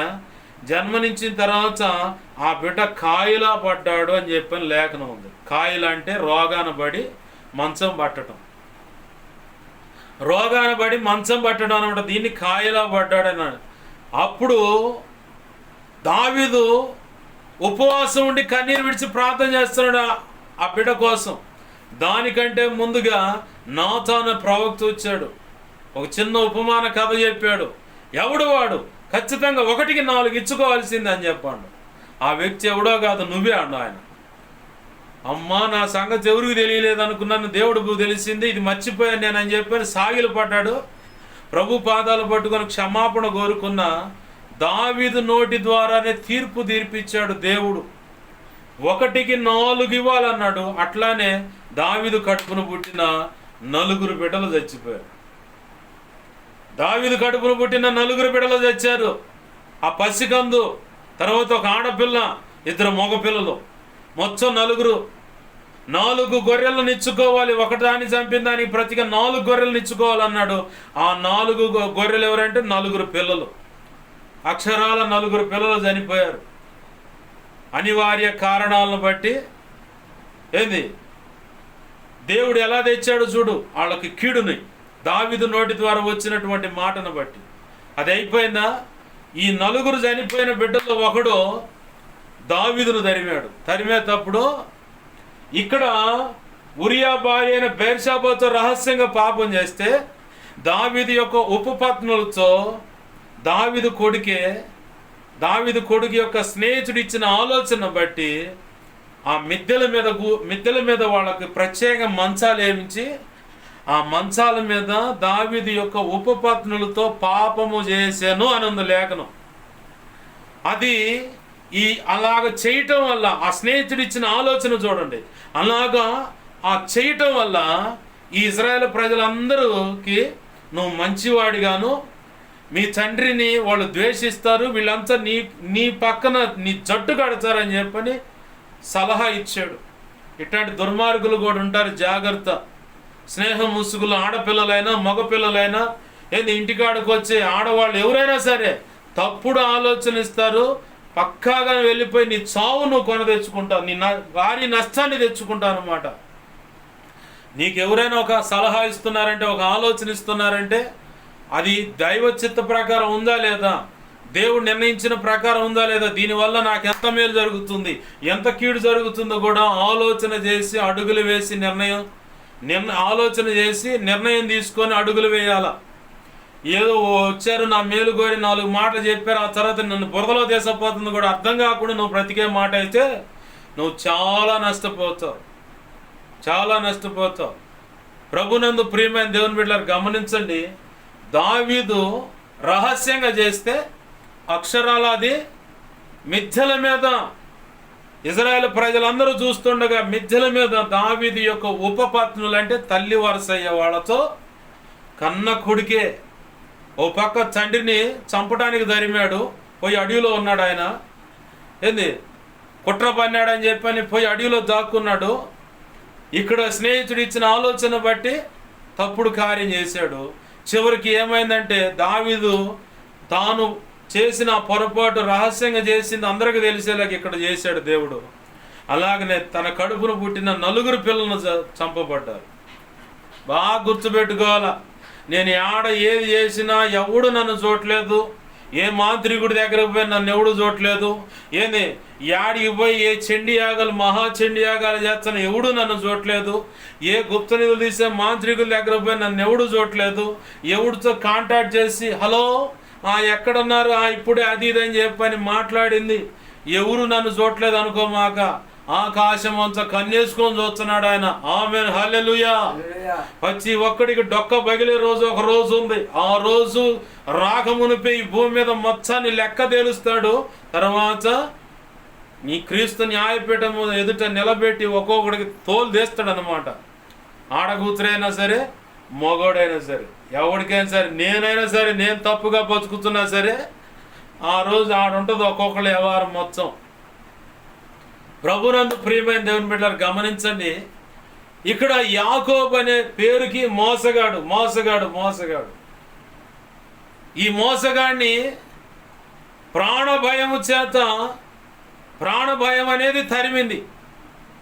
ఈ మోసగాడిని ప్రాణభయం అనేది తరిమింది. ఎట్లా తరిమిందంటే తన అన్నకు రావాల్సినటువంటి జ్యేష్ఠత్వపు ఆశీర్వాదం, తండ్రి ద్వారా వచ్చే ఆశీర్వాదాన్ని, ఒకవేళ తండ్రి ద్వారా వచ్చే ఆస్తుల విషయంలో చాలామంది గొడవ పడుతూ ఉంటారు. తండ్రి యొక్క పేరు కాడ చాలామంది గొడవ పడుతూ ఉంటారు. లేదంటే ఇక ఏదన్నా కానీ తండ్రి ద్వారా వచ్చే విషయాలు చాలామంది గొడవ పడుతూ ఇబ్బందులు పడుతూ ఉంటారు. ఇక్కడ యాకోబు కూడా ఏశావుకు రావాల్సినటువంటి ఆ తండ్రి ద్వారా వచ్చేటువంటి శ్రేష్టమైన ఆశీర్వాదాన్ని దొంగిలించాడు తన తల్లి యొక్క ప్రమేయాన్ని బట్టి. చివరికి అన్న వచ్చి అసలు సంగతి తెలుసుకొని ఈడు ఆనాడేమో చిక్కుడుగాయ కూర పెట్టి జ్యేష్ఠత్వాన్ని దొంగిలించాడు, ఇదిగో ఈనాడేమో మోసం చేసి నా తండ్రి దగ్గర నుంచి నాకు రావాల్సిన శ్రేష్టమైన ఆశీర్వాదం వాడు కొట్టేశాడు. చివరికి తండ్రిని అడిగితే శాపాలు తప్ప ఏమి లేవురా అని చెప్పని చెప్పించాడు నా తండ్రి. ఇంత మొత్తానికి కారణం వాడే, ఏడాడు అని చెప్పని ఇక కారాలు మీరాలు నూరుతా ఉన్నాడు. ఇక దొరికితే చంపేద్దామని. ఒక్కరోజు ఇద్దరు బిడ్డల్ని ఏడబోగొట్టుకుంటామని చెప్పని ఏసావు రిబ్కమ్మ ఇద్దరు ఆలోచన చేసి, నాయనా యాకోబా, మీ మామ ఫలానా చోట ఉన్నాడు రా, లాబాను ఫలానా చోట మిద్యాన ప్రాంతంలో ఉన్నాడు రా, నా మాటిని అడగబోయా, కొన్నాళ్ళు ఉన్నాడా, మీ అన్న కోపం తగ్గిన తర్వాత నువ్వు మళ్ళీ తిరిగి వద్దు, కానీ ఒక్కరోజు ఇద్దరిని పోగొట్టుకోలేవురా, నా మాటినరా. వాడు అసలుకే భయంకర కోపంతో కన్నీరు విడిచి, లేఖనం అంటుంది, కన్నీరు విడిచి ఆశీర్వాదం కోసం వెతికిన ఏశావుకి ఆశీర్వాదం దొరకలేదంట. భయంకరంగా కన్నీరు విడిచి అడిగినా సరే ఆశీర్వాదం దొరకలేదంట. మన జీవితాల్లో దేవుడు అవకాశాలు ఇచ్చిన దాన్ని దుర్వినియోగం చేసుకొని, దిద్దుబాటు చేసుకోవడానికి అవకాశం ఇస్తే దుర్వినియోగం చేసుకొని, రక్షణ పొందడానికి అవకాశం ఇస్తే దుర్వినియోగం చేసుకొని, దేవుని సేవకు పిలిచినప్పుడు ఆయన మాటకు లోపడకుండా తిరుగుబాటుగా, నీకు నచ్చినట్టుగా, తల్లిదండ్రులకు నచ్చినట్టుగా, కుటుంబీకులు నచ్చినట్టుగా, ఇదిగో ఇటంటే అదిగో అటు అని చెప్పని తిరిగి, నా సేవకు రమ్మంటే నేను చదవాలని చెప్పి, నా సేవకు రమ్మంటే నేను ఉద్యోగం చేయాలని, నా సేవకు రమ్మంటే నేను ఇతర దేశాలు వెళ్ళాలి, నా సేవకు రమ్మంటే మా తల్లిదండ్రులకు ఒక ఆలోచన ఉంది, నేను ఆలోచన ప్రకారం నా సేవకు రమ్మంటే నన్ను తీసుకెళ్ళి అన్యులకు ఇచ్చి చేస్తారు, లేదు నా సేవకు రమ్మంటే నేను ఆ ఆలోచన లేదు, నేనే ఒక విశ్వాసిగాను పరిచారకులుగా ఇట్లా నేను బ్రతకాలనుకున్న సేవ అనే సెక్షన్ నాకు వచ్చని చెప్పని చాలామంది మొండికేసాడు కూర్చుంటారు. కొంతమందినేమో వాళ్ళ తల్లిలో తండ్రి బంధువులు కుటుంబ సభ్యులు కొంతమంది ఉంటారు, దూర బంధువులు పుట్టగొడుగుల మధ్యలోకి వచ్చారనమాట. ఏంది లేదంటే సేవకులు మధ్యలో అడ్డుపడి అసలు ఏ సేవ లేదు ఏం లేదు అట్ట కూర్చొని చెప్పని అడ్డగిస్తారు. యేసయ్య ఒకటే మాట చెప్పాడు, నా నామం నిమిత్తం ఆస్తులు కోల్పోయినా, తల్లిదండ్రులకు దూరమైన, అక్కచెల్లకు దూరమైన, ఏది ఎవరికైనా పిల్లలకైనా, కడుపును పుట్టిన పిల్లలకైనా దూరమైన, ఇహ పరమందు 100 రెట్లు మీరు పొందుకుంటారన్నాడు. భార్యకు దూరమైన చెప్పాల దేవుడు, భార్యకు దూరమయ్యే సెక్షన్ చెప్పాలా. ఎందుకంటే ఆ భార్య నీకు తోడు కావాలా. తల్లికి దూరమైన, కడుపును పుట్టిన బిడ్డలకు దూరమైన, అన్నదమ్ములు అక్కచెండ్లకు దూరమైన, ఆస్తులు కోల్పోయినా లేదు వాటిని దూరమైనా సరే ఇహ పరమందు 100 రెట్లు పొందుకుంటారని చెప్పాడు. కానీ భార్య విషయంలోకి వచ్చేసరికి ఆమె నీకు తోడు కావాలా. అందుకే ఆమె విషయంలో మాత్రం ఆ మాట పలకల యేసయ్య. దేవునికి మహిమ కలుగును గాక. హల్లెలూయా. వాళ్ళు ఏదో అభ్యంతరాలు అబ్జెక్షన్లు పెట్టారని చెప్పి నువ్వు ఆగిపోతే ఈ నెక్స్ట్ సెకండ్ ఒకవేళ ప్రాణం పోతే నిత్య నరకానికి వెళ్ళిపోవచ్చు. దాన్ని వాళ్ళు ఆపగలరా? ఆపలేరు. మరి రక్షణ పొందితే ఎందుకు ఆపుతున్నారు? అదేమంటే మేము అన్యులకు ఇచ్చి చేయాలనుకుంటున్నాం మా అమ్మాయిల్ని, లేదంటే మా అబ్బాయిని మా అమ్మ తరపు అబ్బాయి అని చెప్పవచ్చు, అమ్మ తరపు నాన్న తరపు వాళ్ళకి ఆడపిల్ల మగపిల్లలు ఉంటే మగపిల్లగాడిని ఆడపిల్లకు, ఆడపిల్ల మగపిల్లగాడికి ఇచ్చుకో, ఇట్లా ఈ సెక్షన్ ఉంది మా ఇంట్లో. కాబట్టి రక్షణ అనే దానికి అనుమతించట్లేదు. రక్షణ పొందాలని ఆశ ఉంది, నా ఆత్మను కాపాడుకోవాలని తపన ఉంది, దేవుడు నన్ను సేవకు పిలుస్తున్నాడు. అయితే చదవటం కూడా నాకు ఇష్టం లేదు, నా బుర్రకి ఎక్కట్లేదు ఆ చదువు కూడా. ఎంత చదివినా కానీ మొత్తం మర్చిపోతున్నాను, ఏమవుతుందో ఏమో నాకు అసలు ఏం అర్థం కావట్లేదు. ప్రభువా నాకు సహాయం చేయని మొరపెడుతూ కన్నీరు గారుస్తున్న ఆడపిల్లలు ఉన్నారు, మగ పిల్లలు ఉన్నారు, లేరు అని చెప్పట్లా నేను. నాకు తెలుసు ప్రభు సన్నిధిలో ప్రార్థనలో కూర్చున్నప్పుడు ఈ అనుభవం మెట్టుగలిగిన వాళ్ళు ఎవరో దేవుని ఎదుట మొరపెడుతున్నప్పుడు వారు నాకు సమీపంగా ఉంటే, వారు ఎవరో నాకు తెలుసుంటే వారి గురించి నాకు అలా తెలియపరుస్తూ ఉంటాడు. దేవునికి మహిమ కలుగును గాక. హల్లెలూయా, హల్లెలూయా, హల్లెలూయా. ప్రభునందు ప్రియమైన దేవుని బిడ్డ గమనించండి, ప్రభు పాదాలు పట్టుకో. ఖచ్చితంగా నీ తల్లిదండ్రుల యొక్క మనసును మార్చి నీకు ప్రభు యొక్క కృపను విస్తరింపజేసి ఖచ్చితంగా రక్షణ అనుభవం తెచ్చి ఆయన దయా సంకల్పాన్ని నెరవేర్చుకుంటాడు. ఆమేన్, హల్లెలూయా. అయితే నీవు స్థిరబుద్ధి కలిగి ఆయన రక్షణ పొందాలని, ఆయన పని చేయాలని మనసు కలిగి నువ్వు స్థిరబుద్ధి కలిగి ఉండాల. మీ అమ్మ నాయన చెప్పారని చెప్పని, బంధువులు చెప్పారని, నలుగురితో నచ్చనేలు గుంపులో గొర్రె అని చెప్పని నువ్వు కూడా అట్నే పడిపోయావు అనుకో, నీకు రావాల్సిన జ్యేష్ఠత్వం అంటే దేవుడు నిర్ణయించినటువంటి శ్రేష్టమైన ఆశీర్వాదాన్ని చేతులను పోగొట్టుకుంటావు. అది కూడా కన్ఫామ్. చేతులను పోగొట్టుకుంటావు. విసిగిపోయి చేదర పుట్టి ఇంకేదేదో అనుకున్నా కానీ ప్రభు క్షమిస్తాడు, సరిచేస్తాడు. నువ్వు క్షమాపణ అడుక్కొని సరిచేయబడితే. అలా కాదని ఇక లేదు, ఇక ఇంతేలే, ఇక బ్రతుకంత అనుకొని నువ్వు కూడా రాజీపడి కనుక వాళ్ళతో పాటు అడుగులేసే మాట అయితే చివరికి నీకు నిర్ణయించిన శ్రేష్టమైన ఆశీర్వాదాన్ని నువ్వు కోల్పోతావు. చేతులారా బాగా గమనించండి. ప్రభునందు ప్రియమైన దేవుని బిడ్డలారా గమనించండి బాగా. యేసేవ అయితే దేవుడు నిర్ణయించినటువంటి శ్రేష్టమైన ఆశీర్వాదాన్ని ఒక్క పూట కూటి కోసం కోల్పోయాడు. నువ్వు అలా ఉండొద్దని ప్రభు చెబుతున్నాడు. ఈ మోసగాడైన యాకోబు ప్రాణ భయంతో తన మామ ఉన్న ప్రాంతానికి, ఎక్కడున్నాడు ఆయన మామ?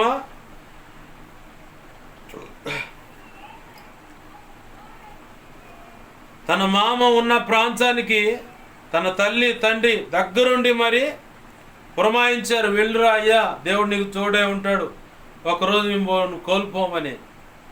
ఒకరోజే మీ ఇద్దరిని కోల్పోవాల్సి వస్తుంది, ఇక్కడ మాకు వెళ్ళిపో అని చెప్పి. అట్లా వెళ్ళి దారి మార్గం మధ్యలో ఒంటరిగా, ఎవరూ లేరు చూడు, తన తల్లిని తండ్రిని ప్రేమను తలపోసుకుంటూ ఏడుస్తా అడుగులు వేస్తా ఉన్నాడు. ఏడుస్తా అడుగులు వేస్తా ఉన్నాడు. ప్రతి ఘట్టాన్ని తలపోస్తా కన్నీరు మున్నేరే ముందుకు అడుగులేస్తా ఉన్నాడు. పొద్దు గ్రుంకే సమయం వరకు కూడా తన కాలి నడక మాత్రం ఆపల.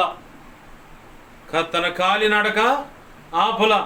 మన జీవితాల్లో కూడా కొన్ని సందర్భాల్లో ఒంటరిగా నడిచే అనుభవం ఉంటుంది. ఎన్నో రకాలుగా మన అనేవాళ్ళను కూడా వదులుకొని దూరమయ్యి అడుగులు వేసే రోజులు ఖచ్చితంగా ఉంటాయి. మనం ఒంటరిగా పోరాడుతున్నాం, ఎందుకు ఈ పరిస్థితి అని వేదన చెందే పరిస్థితులు ఉంటాయి. కన్నీరు మున్నీరై అసలు ఎందుకు ఉంటే ఇలా బ్రతకటం ఎందుకు, చచ్చిపోతే బాగుండని పరిస్థితులు కూడా వస్తాయి.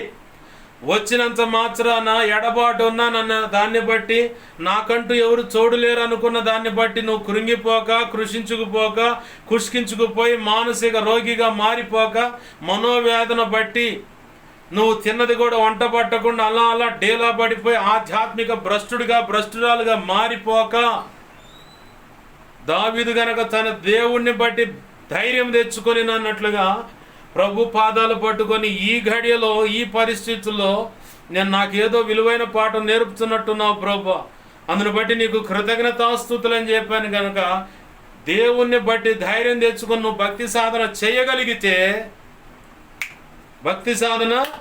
చేయగలిగితే ఆ ఒంటరి అనుభవంలోనే దేవుడు నీతో ముఖాముఖిగా మాట్లాడుతాడు. శ్రేష్టమైన సంగతులు నీకు చెబుతాడు. గొప్ప తర్ఫీదు నీకు ఇస్తాడు. గొప్ప తర్ఫీదు నీకు ఇస్తాడు. నీకు కావలసిన సంగతులన్నీ అందిస్తాడు. ఆ ఒంటరితనంలోనే దేవుని యొక్క గొప్ప కృపను, అభిషేకాన్ని, ఆత్మబలమును నీ ద్వారా దేవుడు చేయించుకోవాలను, ఎటువంటి పని చేయించుకోవాలనుకున్నాడో అటువంటి పనికి అవసరమైనటువంటి ప్రతి ఒక్క సంగతి ఏమవసరమై అవన్నీ కూడా నీకు అనుగ్రహింపబడతాయి. దేవుడే కావాలని కొంతమందిని ఒంటరి చేస్తాడు. ఆమేన్, హల్లెలూయా. ఏం చేస్తాడు? దేవునికి మహిమ కలుగును గాక. హల్లెలూయా. దేవుడే కావాలని కొంతమందిని ఒంటరిగా చేస్తాడు. నీతో పాటు నీ వాళ్ళు ఉంటారు, అయినా కానీ నువ్వు ఒంటరిగా మారిపోతావు. తల్లి ఉంటే, తండ్రి ఉంటే, భార్య ఉంటే, లేదు భర్త ఉంటే, కడుపును పుట్టిన బిడ్డలుంటే, బంధువులుంటే, వాళ్ళందరి మీద నువ్వు ఆనుకునే అవకాశం ఉంటుంది. కాబట్టి వాళ్ళందరూ నిన్ను ఛేదరించుకునేలాగా చేస్తాడు. అసలు నీ మాట వింటేనే తలనొప్పి అనుకున్నంత పరిస్థితి కనపడేలాగా చేస్తాడు. అసలు నీతో మాట్లాడటం కంటే పక్క వాళ్ళతో ఎక్కువగా స్పెండ్ చేయటం చూస్తావు. నువ్వు ఎక్కువ సమయం వాళ్ళతో గడపటాన్ని చూస్తావు. అసలు నువ్వు ఏదైనా చెప్పుకుందామన్నా, ఏదైనా మంచి అయినా చెడైనా చెబుదామంటే నీ మాట ససేమిరా వినరు, ఆలకించరు. విన్నట్టే ఉండి పక్కకి వెళ్ళిపోతారు. నువ్వు మాట్లాడుతానంటావు, సడన్గా పక్కకి వెళ్ళిపోతారు. నువ్వు ఏదైనా చెప్పుకుందాం అనుకుంటే ఇప్పుడు కాదులే ఉండి పని ఉందని చెప్పని పక్కకి వెళ్ళిపోతారు. అందరూ ఉంటారు కానీ ఒంటరి అయిపోతావు. ఇప్పుడు యాకోబుకు అందరూ ఉన్నారు కానీ ఒంటరి అయిపోయాడు. నాన్న ఉన్నాడు, అమ్మ ఉంది, అన్నయ్య ఉన్నాడు, ఇంకా వదినములు కూడా ఉన్నారు ఆడ పక్కన. దేవునికి మహిమ కలుగును గాక. హల్లెలూయా. ఎవరు? వదినములు కూడా ఉన్నారు. ఆ 28వ అధ్యాయంలో 7-8 వచనాల కాడ, 7-8-9 వచనాల కాడ చూస్తే అక్కడ కొంతమంది ఏసావు కొంతమందిని పెళ్లి చేసుకున్నాడంట.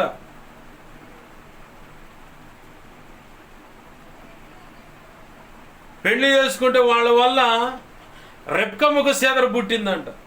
దైవ చిత్తంలో ఉన్న వ్యక్తులను పెండ్లాడితే, దైవ చిత్తంలో ఉన్నటువంటి వ్యక్తులతో పెండ్లి కనుక జరిగితే ఆ కుటుంబం సుఖ సంతోషాలు సౌఖ్యాలతో ఉంటుంది.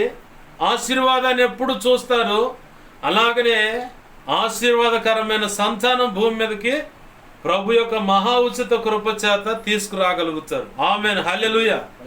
ఇక్కడ ఏసావు తనకక్కడ నచ్చిన వ్యక్తులతో పెండ్లాడటం వల్ల చివరికి ఎలా అయిందంటే రెబ్కమ్మకు తలకాయ నొప్పిగా మారిపోయారంట. చెప్పిన మాట ససేమిరా వినట్లేదని చెప్పాను.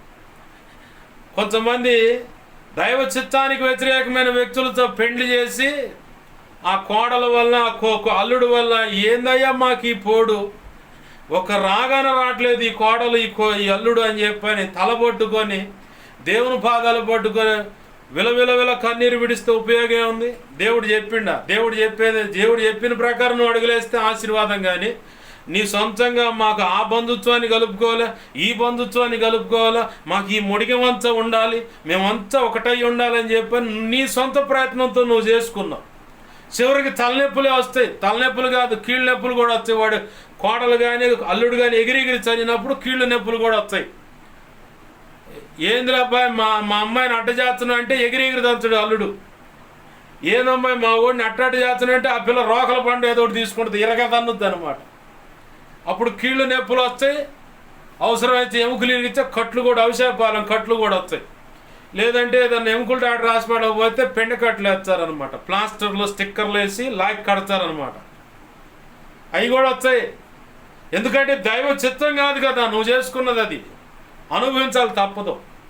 దేవుణ్ణి ఎంత నిలదీసినా ఎందుకయ్యా నువ్వు ఇలా చేసావంటే బుద్ధి తక్కువదానా, పనికి మాలినోడా, నేను చెప్పానా మీకు, మీ సొంతంగా నిర్ణయాలు చేసుకొని మీరు పోయారని చెప్పని దేవుడు అంటాడు. ఇక్కడ ఏసావు తనకు ఏసావుకు భార్యలు ఉన్నారు. అక్కడ యాకోబు ఏసావుకు భార్యలు ఉన్నారు. యాకోబుకి అంటే వదినలు ఉన్నారు, అన్న ఉన్నాడు, అమ్మ ఉంది, నాన్న, చుట్టూ బంధువులు ఉన్నారు. కానీ ఇప్పుడు ఒంటరి అయిపోయాడు. దేవుడు నీతో ఏదైనా శ్రేష్టమైన సంగతి చెప్పాలనుకున్నప్పుడు, నీకు శ్రేష్టమైన తర్ఫీదు ఇవ్వాలనుకున్నప్పుడు, శ్రేష్టమైన కృపావరాలు ఇవ్వాలనుకున్నప్పుడు, ఏంది ఆయన అనుకున్న పోలికలో తొందరగా నిన్ను తెచ్చుకోవాలనుకున్నప్పుడు, శ్రేష్టమైన అభిషేకం నీకు ఇవ్వాలనుకున్నప్పుడు నిన్ను ఒంటరినే చేస్తాడు. అందరితో బంధుత్వాలు కలపడు. ఆ బంధుత్వాలు ఉంటే నువ్వు వాళ్ళతోనే స్పెండ్ చేస్తావు, వాళ్ళతోనే సమయాన్ని గడుపుతావు. ఆ బంధుత్వాలను నీకు ఎడం చేశాడు అనుకో, ఆయన జోక్యం చేసుకొని ఎడం చేస్తే ఎలా ఉంటుందో నా జీవితంలో నేను అనుభవించాను. ఆ ఎడమైన దాన్ని బట్టి, ఆయన పాదాలు పట్టుకొని దుఃఖపడుతూ భక్తి సాధన చేసిన దాన్ని బట్టి శ్రేష్టమైన కృప కూడా పొందుకున్నాను. ఆమేన్, హల్లెలూయా. ఆ ఎడబాటు ఎలా ఉంటుందో నాకు తెలుసు, ఆ అనుభవం ఎలా ఉంటుందో తెలుసు. ఆ ఎడబాటు అనుభవంలో కూడా నీకు శ్రేష్టమైనది ఆయన అందించాలని, ఆయన అనుకున్న పోలిక తొందరగా నీలోకి రావాలంటే వీళ్ళంతా ఎడమవ్వాలి. వీళ్ళంతా ఎడమోకంగా పెడమోకంగా నీతో మాట్లాడాలా. అప్పుడు నీ మనసు విసుగు చెంది చేదర బుట్టి వీళ్ళందరూ ఉన్నా ఒకటే, నా యేసయ్య ఉన్నా ఒకటే, వీళ్ళందరికంటే నా యేసయ్య బెటరు. నా మనసులో ఉన్న బాధ వేదన అంతా చెప్పుకుంటే ఆయన చక్కగా వింటాడు, ఎవరికి చెప్పడు. నాకు ఎమ్మని ప్రత్యుత్తరం ఇస్తాడు, నాకు సహాయపడతాడు, నన్ను ఆదరిస్తాడు, ఓదారుస్తాడు, ఇది నన్ను బలపరుస్తాడు. నేను ఒంటరైన సమయంలో బలిపీఠమే నాకు ఓదార్పునిచ్చింది. ఆమేన్, హల్లెలూయా. ఆ బలిపీఠం దగ్గరికి వెళ్ళి గంటల ప్రార్థనలో కూర్చుంటే నా ప్రభు నాతో మాట్లాడినప్పుడు నేను ఓదార్పు పొందేవాడిని, ఆదరణ పొందేవాడిని. ఆయన శ్రేష్టమైన స్పర్శ, ఆయన హస్త స్పర్శను ఆయన నన్ను తాకినప్పుడు ఆ స్పర్శ వల్ల నేను ఆయన ప్రేమను పొందుకున్నాను, ఆదరింపబడ్డాను ఆ బలిపీఠం దగ్గర. నాకు అందుకే ఇప్పుడైనా ఎప్పుడైనా ఆ బలిపీఠం దగ్గరికి వెళ్ళి మోకరిస్తే నా ప్రభు నాతో మాట్లాడతాడు. ఆమేన్, హల్లెలూయా. నా ప్రభు నాతో మాట్లాడతాడు. నన్ను ఒంటరిగా చేసిన సందర్భంలో ఎన్నో శ్రేష్టమైన కృపలు నేను పొందుకున్నాను, ఎన్నో శ్రేష్టమైన తలాంతులు నేను పొందుకున్నాను, ఎన్నో శ్రేష్టమైన దేవుని శ్రేష్టమైన అభిషేకాన్ని నేను పొందుకున్నాను. ఇలాంటి ఒంటరి సమయంలోనే బైబుల్ తీసి మోకాళ్ళ మీద నిలబడితే పావురం ఆకారం బైబుల్లోంచి లేచి అలా వెళ్ళిపోయి నా నన్నెత్తిలో నుంచి ఇట్లా లోపలికి వచ్చి నిలబడుతుంది. ఒంటరి సమయంలోనే నేను ఒంటరినని చెప్పని వేదన పడుతున్నప్పుడే, నేను ఒంటరిని, ఇదిగో ప్రభువా ఈ బాధలు నేను తట్టుకోలేను, నన్ను చంపేనని అప్పుడే నా ప్రభు నాతో మాట్లాడాడు, ఓర్చుకో. ఆ తర్వాత కన్నీరు రాట్లా ఏడుద్దామంటే ఒంటరిని చేసినప్పుడే దేవుడు నీతో ప్రత్యేకంగా మాట్లాడుతాడు. అదే గుర్తుపెట్టుకోవాలా. ఆమేన్, హల్లెలూయా. నేను ఎప్పుడైనా నా వాళ్ళతో, చుట్టూ ఉన్న వాళ్ళతో నేను ఒంటరి అయిపోతున్నాను అనుకున్నప్పుడు నాకు ఒకటే గుర్తు వస్తుంది, ప్రభు నాతో ఏదో మాట్లాడాలనుకుంటున్నాడు. ఆమేన్, హల్లెలూయా. ప్రభు ఏదో నాకేదో చెప్పాలనుకుంటున్నాడు. ఈ బంధుత్వాలు చుట్టుపక్కల ఉన్న వాళ్ళు నాకు దగ్గర అవుతున్నప్పుడు ఆయన స్వరాన్ని నేను వినలేకపోతున్నాను, అందుకే వీళ్ళందరినీ ఎడం చేస్తున్నాడు. కాబట్టి నేను ఆయనకు దగ్గరగా వెళ్ళాలి, ఆయన సన్నిధిలో మోకరించాలి. సన్నిధి అంటే ఎక్కడో దేవాలయమే కాదు, ఇంట్లో కూర్చుంటాను, ఒంటరిగా కూర్చొని మోకాళ్ళు వేస్తాను. ప్రభువా వచ్చాను, నాకు చెప్పండి, మీరు నువ్వేం చెప్పాలనుకున్నావు నాకు చెప్పు ప్రభువా, నాకేం అందించాలనుకుంటున్నావో నాకు అందించు ప్రభువా, నన్ను బలపరచు ప్రభు అని చెప్పని ఒంటరిగా ఏకాంత ప్రార్థనలో నా ప్రభు కృపను బట్టి నేను చెప్పగలను, సాక్ష్యం ఇవ్వగలను. ఆ ఒంటరిగా ఉన్నప్పుడు నేను ఏడ్చే ఏడుపు కనుక ఎవరైనా చూస్తే ఆ నెక్స్ట్ రోజు నాతో పాటు ఎవరుండరు, పొరపాటును కూడా నా వెనకాల నడవరు. అంత భయంకరంగా ఏడ్చేవాడిని. నా ఏడుపు పక్కన వాళ్ళకి వినపడకూడదని తలుపులు వేసుకునేవాడిని. నా తల్లి కానీ తోడబుట్టిన వాళ్ళు కానీ నా ఏడుపు చూడకూడదని వాళ్ళని అమ్మని తీసుకెళ్ళి ఆఫీస్ కాడ వదిలేసి వచ్చి ఒంటరిగా కూర్చొని ఇక మొదలు పెడతా. ఎంత భయంకరం అంటే ఈ ముఖం అంతా ఉబ్బిపోద్ది, ఈ లోపల ఉన్న కనుగుడ్డు కాస్త తెల్లగుడ్డు మొత్తం ఎర్రగా మారిపోద్ది, రక్తంలాగా. అంత భయంకరంగా ఏడ్చేవాడిని ఆ ఒంటరితనంలో. అయితే ఆ ఏడుపు ఆ రోజు ఎందుకు ఏడ్చానో అర్థం కాలేదు, కానీ కాలక్రమంలో నేను ఒంటరైనప్పుడు దేవుని కృప ఎంత పొందుకున్నానో, ఆ తర్వాత దేవుడు ఎంత గొప్పగా ఆశీర్వదించి తన ప్రణాళిక నాకు తెలియపరిచాడు. ఒంటరితనంలోనే ఆయనతో ఏకాంతంగా గడిపినప్పుడే, ఒంటరిగా ఉన్నప్పుడే అన్ని సంగతులు నాకు చెప్పాడు నా ప్రభు. ఆ సంగతులను తెలుసుకున్నాను, పట్టుకున్నాను, ప్రార్థన చేయటం మొదలుపెట్టాను. ప్రభు యొక్క మహా ఉచిత కృప చొప్పున ఈరోజు ఎంతగా నిలబెట్టాడు. ఆమేన్, హల్లెలూయా, హల్లెలూయా. ఆ రోజు నేను ఒంటరితనం అనుభవించాను కానీ, ఏడ్చాను కానీ, భవిష్యత్తులో ఆయన ప్రణాళిక ఎలా ఉందో అప్పుడు అర్థం కాల. సంగతులన్నీ తెలిసిన తర్వాత అర్థమై ఆయన పాదాలు పట్టుకొని కృతజ్ఞతలు చెల్లిస్తూ ఆయన చెప్పినట్టు అడుగులేయటం మొదలు పెడుతున్నాం. దేవునికి మహిమ కలుగును గాక. హల్లెలూయా. ఇక్కడ యాకోబుకు అందరూ ఉన్నారు. ఒకవేళ ఇలాంటి ఒంటరితనం పరిస్థితుల్లో నా ఈ మాటలు వింటున్న, దేవుని యొక్క ఈ ఉపదేశం వింటున్నటువంటి బిడ్డలు ఎవరైనా నీ చుట్టూ ఉన్నవాళ్ళు నీ మాట వినకుండా నిన్ను ఒంటరివాడిగా వదిలేశారా, నువ్వు చేయాల్సింది ఏంటో తెలుసా? డైరెక్ట్గా వేసే పాదాలు పట్టుకోవాలి. నా ప్రభువా, ఈ స్థితిలో నాకేం చెప్పాలనుకుంటున్నావు? ఈ స్థితిలో నాకేం చెప్పాలనుకుంటున్నావయ్యా? నన్ను ఎలా బలపరచాలనుకుంటున్నావయ్యా? నేను ఏ రీతిగా ప్రార్థన చేయాలని ఆశిస్తున్నావయ్యా? అటు కృప నాకు దయచు, నన్ను నిలబెట్టు, నన్ను నడిపించు, ఆ ప్రార్థన నా ద్వారా జరిగించు. నీవే చూడండి, సమస్తం కార్యాలు నువ్వు చక్కబెట్టు ప్రభు అని చెప్పని కనుక నువ్వు ప్రార్థన చేయగలిగితే ఖచ్చితంగా దేవుని యొక్క గొప్ప కృపను పొందుకుంటావు. నీ అంత విలువైన పాత్ర ఇంకొక ఆడపిల్ల ఉండదు. నీ అంత విలువైన పాత్ర ఇంకొక మగపిల్లగాడు ఉండడు. నీ అంత విలువైన పాత్ర ఇంకొక ఆడగూతురు ఉండదు. నీవంత విలువైన పాత్ర ఇంకొక మగవాడు ఉండడు. 2 సెక్షన్లు చెప్పించాడు ప్రభు. యవనస్తుడిగా ఉన్న మీరు ఇంకొకళ్ళు ఉండరు అట్లాంటి వాళ్ళు. ఒక గృహిణిగాను ఒక భర్తగాను ఉన్న నీవు అలాంటి మీలాంటి వాళ్ళు ఇంకొకళ్ళు ఉండరు. ఈ ఒంటరితనంలో దేవుని పాదాలు పట్టుకుంటే ఆయన ఇచ్చే గొప్ప కృప చరిపీదును బట్టి దేవునికి మహిమ కలుగును గాక. హల్లెలూయా. ఈ ఒంటరితనంలో వచ్చి బాగా దుఃఖపడుతూ తల కింద ఒక రాయి పెట్టుకొని పడుకున్న యాకోబు ఒక దర్శనాన్ని చూస్తుండు.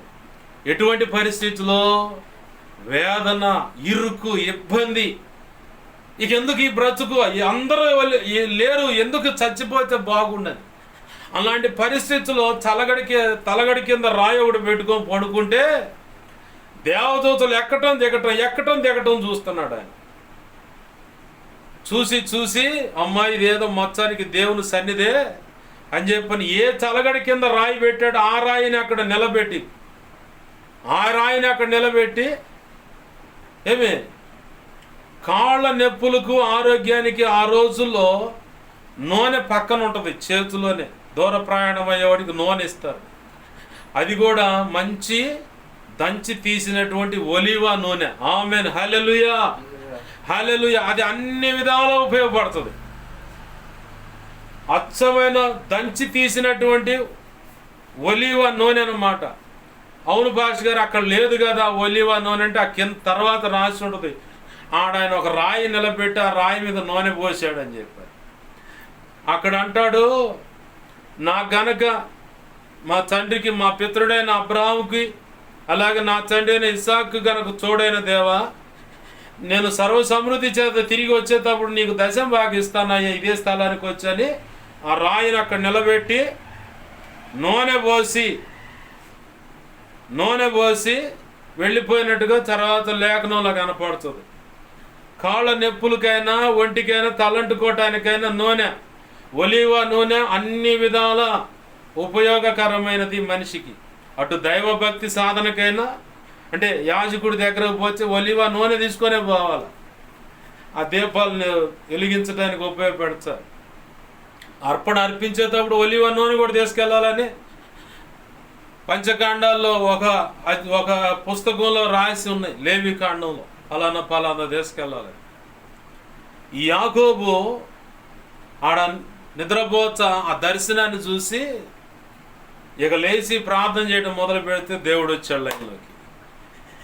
నువ్వు వెళ్ళే ప్రతి స్థలానికి ఇప్పుడు వచ్చే మూలవాక్యం కాడికి ఇప్పుడు ప్రసంగం మొదలైంది. ఏమి లేదు, ఈ 2 మాటలు. ఏముంది? ఇదిగో నేను నీకు తోడై ఉండి నీవు వెళ్ళు ప్రతి స్థలమందు నిన్ను కాపాడుచు ఈ దేశమునకు నిన్ను మరలా రప్పించేదను. నేను నీతో చెప్పినది నెరవేర్చు వరకు నిన్ను విడువను ఎడబాయనని చెప్పగా యాకోబు నిద్రలేచి నిశ్చయముగా యెహోవా ఈ స్థలమందున్నాడు, అది నాకు తెలియకపోయేననుకొని భయపడి ఈ స్థలము ఎంతో భయంకరము, ఇది దేవుని మందిరమే గాని మరి ఒకటి కాదు, పరలోక గవిని ఇది అనుకొనెను. తెల్లవారినప్పుడు యాకోబు అక్కడేమన్నాడు? ఇదిగో 18వ వచనంలో చూడండి. అక్కడ తెల్లవారినప్పుడు యాకోబు లేచి తాను తలగడగా చేసుకొనిన రాతిని తీసి దానిని స్తంభముగా నిలిపి దాని కొన మీద నూనె పోసెను. ఆమెన్. హల్లెలూయా. నూనె పోయటం అంటే ప్రతిష్ఠించటం. ప్రభునందు ప్రియమైన దేవుని బిడ్డలారా గమనించండి. ఇక్కడ యాకోబు ఏ స్థలాన్ని అయితే రాయి నిలిపి నూనె పోసాడో అదే స్థలాన్ని రానున్న దినాల్లో సొలొమోను ద్వారా దావీదు యొక్క హృదయ వాంఛ తీర్చేలాగా దేవాది దేవుడు దేవాలయాన్ని కట్టించాడు. ఆమేన్, హల్లెలూయా, హల్లెలూయా.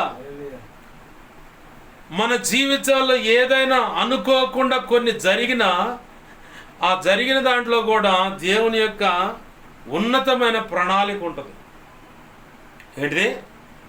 వాస్తవానికి యాకోబుకు తెలుసా ఆ సంగతి? రాయి నిలిపాడు, తను బ్రతికిన కాలంలో తిరిగి వచ్చి ఏ రాయికాడైతే నిబంధన చేసుకున్నాడో మళ్ళీ అదే రాయికాడికి వచ్చాడు. ఆయన వచ్చి దేవుని మ్రొక్కి దశంభాగం ఇస్తానన్నాడు ఆయన. అలాగనే దశంభాగం చెల్లించాడు. తన తల్లి తండ్రి ఉన్నటువంటి స్వదేశానికి వెళ్ళిపోయాడు యాకోబు. కానీ కాలక్రమంలో అదే రాయి, అదే స్థలం, ముందున్న కాలంలో ఉన్నటువంటి దావీదు, తర్వాత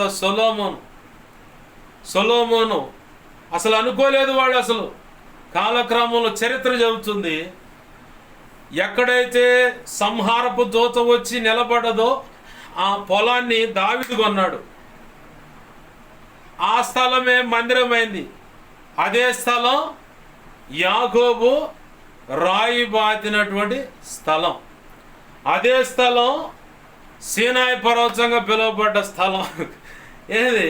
అబ్రహాం గారు ఏ కొండ మీదకైతే వెళ్ళాడో ఆ కొండ మీదే అక్కడ మొత్తం అసలు సిచ్యువేషన్ చూడండి. ఎటు బయట వచ్చిన అబ్రహాం కానీ యాకోబు కానీ చివరికి దావీదు ఆ సంహార దూత నిలబడ్డ స్థలంగా వైపు ఎన్ని మొత్తం తెచ్చి ఒక చాట పెడితే ఈ పరిస్థితులన్నీ తీసుకొచ్చి ఒక చాట పోగేసి చూస్తే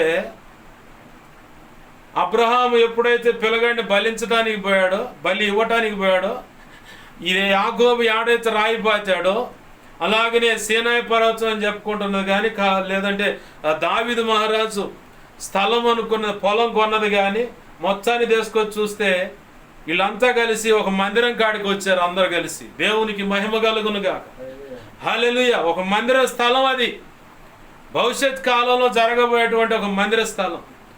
నా జీవితాల్లో కూడా దేవుడు నిర్ణయించిన ప్రణాళిక అనుగుణంగా ఎదురవుతున్న ప్రతి అనుభవం కూడా ఏంది, నీకే కాదు భావితరాలకు కూడా, నీ చుట్టూ ఉన్న వారికి, నీ కడుపును పుట్టే వారికి, నీ కుటుంబ సభ్యులకి ఎవరికైనా సరే దీవెనకరము.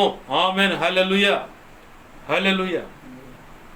ప్రభునందు ప్రియమైన దేవుని బిడ్డలారా గమనించండి, ప్రభు ఈరోజు సెలవిస్తూ ఉన్నాడు, నీకు నేను తోడై ఉన్నాను.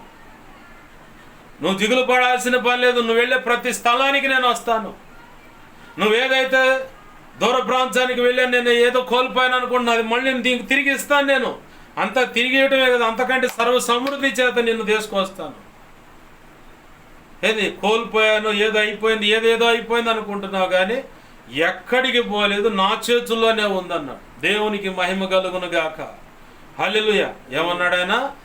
ఎక్కడికి పోలేదు, అంతా నా చేతుల్లోనే ఉంది. నువ్వు అయిపోయింది, చేజారిపోయింది, పరిస్థితులు అంతా తేడా పట్టే అది ఇది అనుకుంటున్నావు కానీ ఎక్కడికి పోలేదు, అంతా నా చేతుల్లోనే ఉంది. నువ్వు భయపడాల్సిన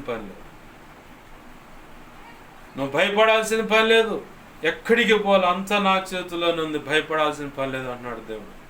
నువ్వు ఎదుర్కొంటున్న ప్రతి పరిస్థితి కూడా నీ చుట్టూ ఉన్న వాళ్ళకి, నీ కడుపును పుట్టబోయే బిడ్డలకు, కడుపును పుట్టిన వాళ్ళకి కానీ, లేదా నీ చుట్టూ ఉన్న ఆధ్యాత్మిక జీవితంలో నడుస్తున్న వాళ్ళకు కూడా ఆశీర్వాదకరమే. ఆమేన్, హల్లెలూయా. రండి ప్రార్థన చేసుకుందాం. ప్రభు పాదాలు పట్టుకొని దేవుణ్ణి అడుగుదాం. నా ప్రభువా, ఇంతకాలం నేను ఒంటరయ్యాను, నాకేదో అయిపోయిన పరిస్థితి అనుకున్నాను కానీ అయ్యా, ఈ ఒంటరితనంలో కూడా, ఈ ఒంటరితనాన్ని కూడా నువ్వు ఉపయోగపెట్టుకొని అది కాస్త భవిష్యత్తులో నాకు మేలుకరంగా జరగటానికి, భవిష్యత్తులో నాకు మేలుకరంగా ఉండటానికే ప్రభువా ఈ ఎడబాటు, ఈ ఒంటరితనం దేవా, అందరూ నాకు ఎడమైనట్టుగా కనపడుతూ అందరూ ఉన్నారు కానీ ఒంటరిని అనుకుంటున్నాను. కానీ ఈ ఒంటరితనంలోని నీ పాదాలు పట్టుకుంటే ఎన్నో గొప్ప కృప, ఆ తలాంతుల అభిషేకం పొందుకోగలుగుతానని అయ్యా, ఇదిగో ఈరోజు ఎవరెవరు ఎలాంటి పరిస్థితుల్లో ఉంటారో, ఎలాంటి మనసు కలిగి ఉంటారో ఆ సంగతుల విషయంలో కూడా అయ్యా ఇలాగ మీరు కొన్ని సంగతులు మాకు బోధించారు. అందుని బట్టి నీ కృతజ్ఞతాస్తుతులు మా ప్రభువా. అయ్యా, నీ గొప్ప కార్యాలు దేవా ఇదిగొచ్చా, నీ ఉపదేశం ద్వారా మేము చవి చూచేలాగా చేసినందుకు కృతజ్ఞతాస్తుతులయ్యా అంటూ ప్రార్థన చేద్దాం. ప్రభుని అడుగుదాం, ప్రభుని అడుగుదాం.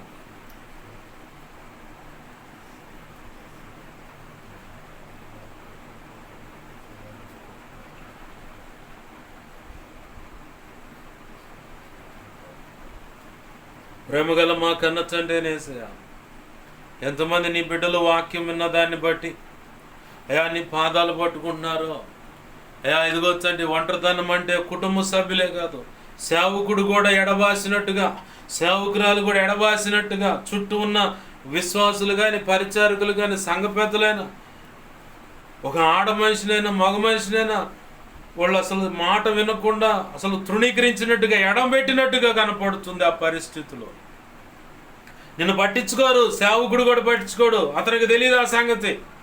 సేవకురాలు కూడా పట్టించుకోదు, ఆమెకు తెలియదు ఆ సంగతి. నీ చుట్టూ ఉన్న విశ్వాసులకైనా, పరిచారకులకైనా, సంఘ పెద్దలకైనా తెలియదు. నిన్ను దేవుడే ప్రత్యేకంగా ఎడం చేస్తున్నాడన్న సంగతి కొంతమంది బుద్ధిపూర్వకంగా చేస్తున్నట్టు కూడా కనపడుతుంది నీకు. కానీ దాంట్లో కూడా దేవుని యొక్క హస్తము జోక్యం చేసుకొని ఉన్నదని గ్రహించు. ఎందుకు నిన్ను ఎడం చేస్తున్నాడు, ఎందుకు వీళ్ళంతా ఎడమైనట్టుగా నిన్ను ఒంటరిగా చేసినట్టుగా కనపడుతుందంటే ఆయన నీతో ప్రత్యేకంగా మాట్లాడాలనుకుంటున్నాడు. ఆయన నీకు ప్రత్యేకమైన తర్బిది ఇవ్వాలనుకుంటున్నాడు.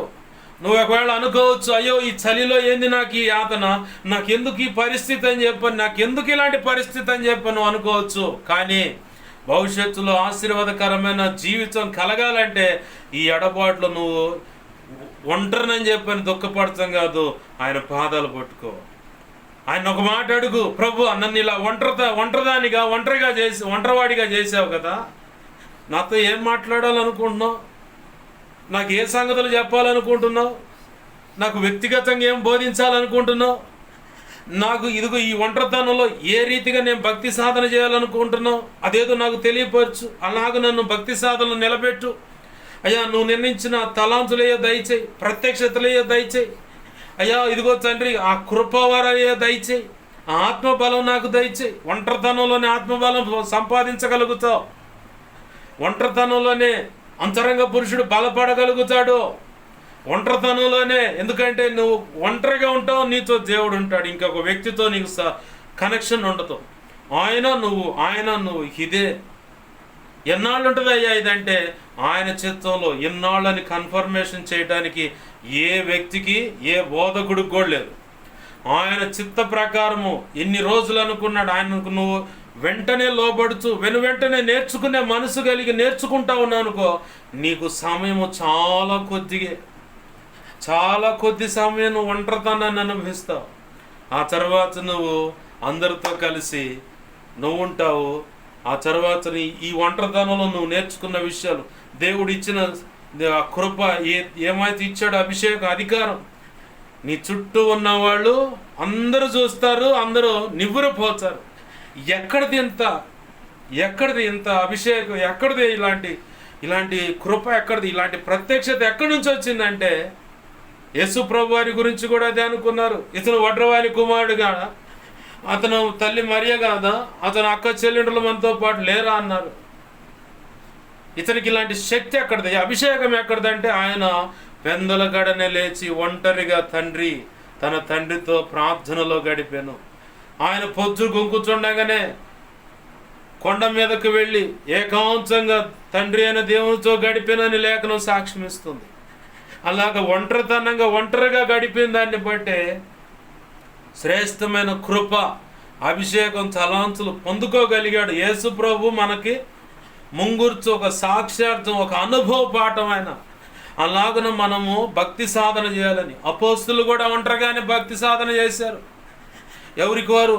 తోమా కేరళ ప్రాంతంలో ఒంటరిగా ఉండే గుహలో వెళ్ళి ప్రార్థన చేస్తుంటే మాటుగాళ్ళు ఎక్కడ దొరుకుతాడని చూసి ఈటతో పొడిశారంటే వెనక నుంచి, అంతే ముందుకు పడిపోయాడు, హతసాక్షి అయ్యాడు. ఒంటరిగా భక్తి సాధన. అలాంటి కొండల మీదకో ఇంకెక్కడికో వెళ్ళిపోమని నేను భక్తిలోకి చెప్పట్లేదు, కానీ నీ ఉన్న దేవాలయమే నీకు ఒంటరితనంగా దేవుని సన్నిధిలో గడపడానికి అవకాశం ఇస్తుంది.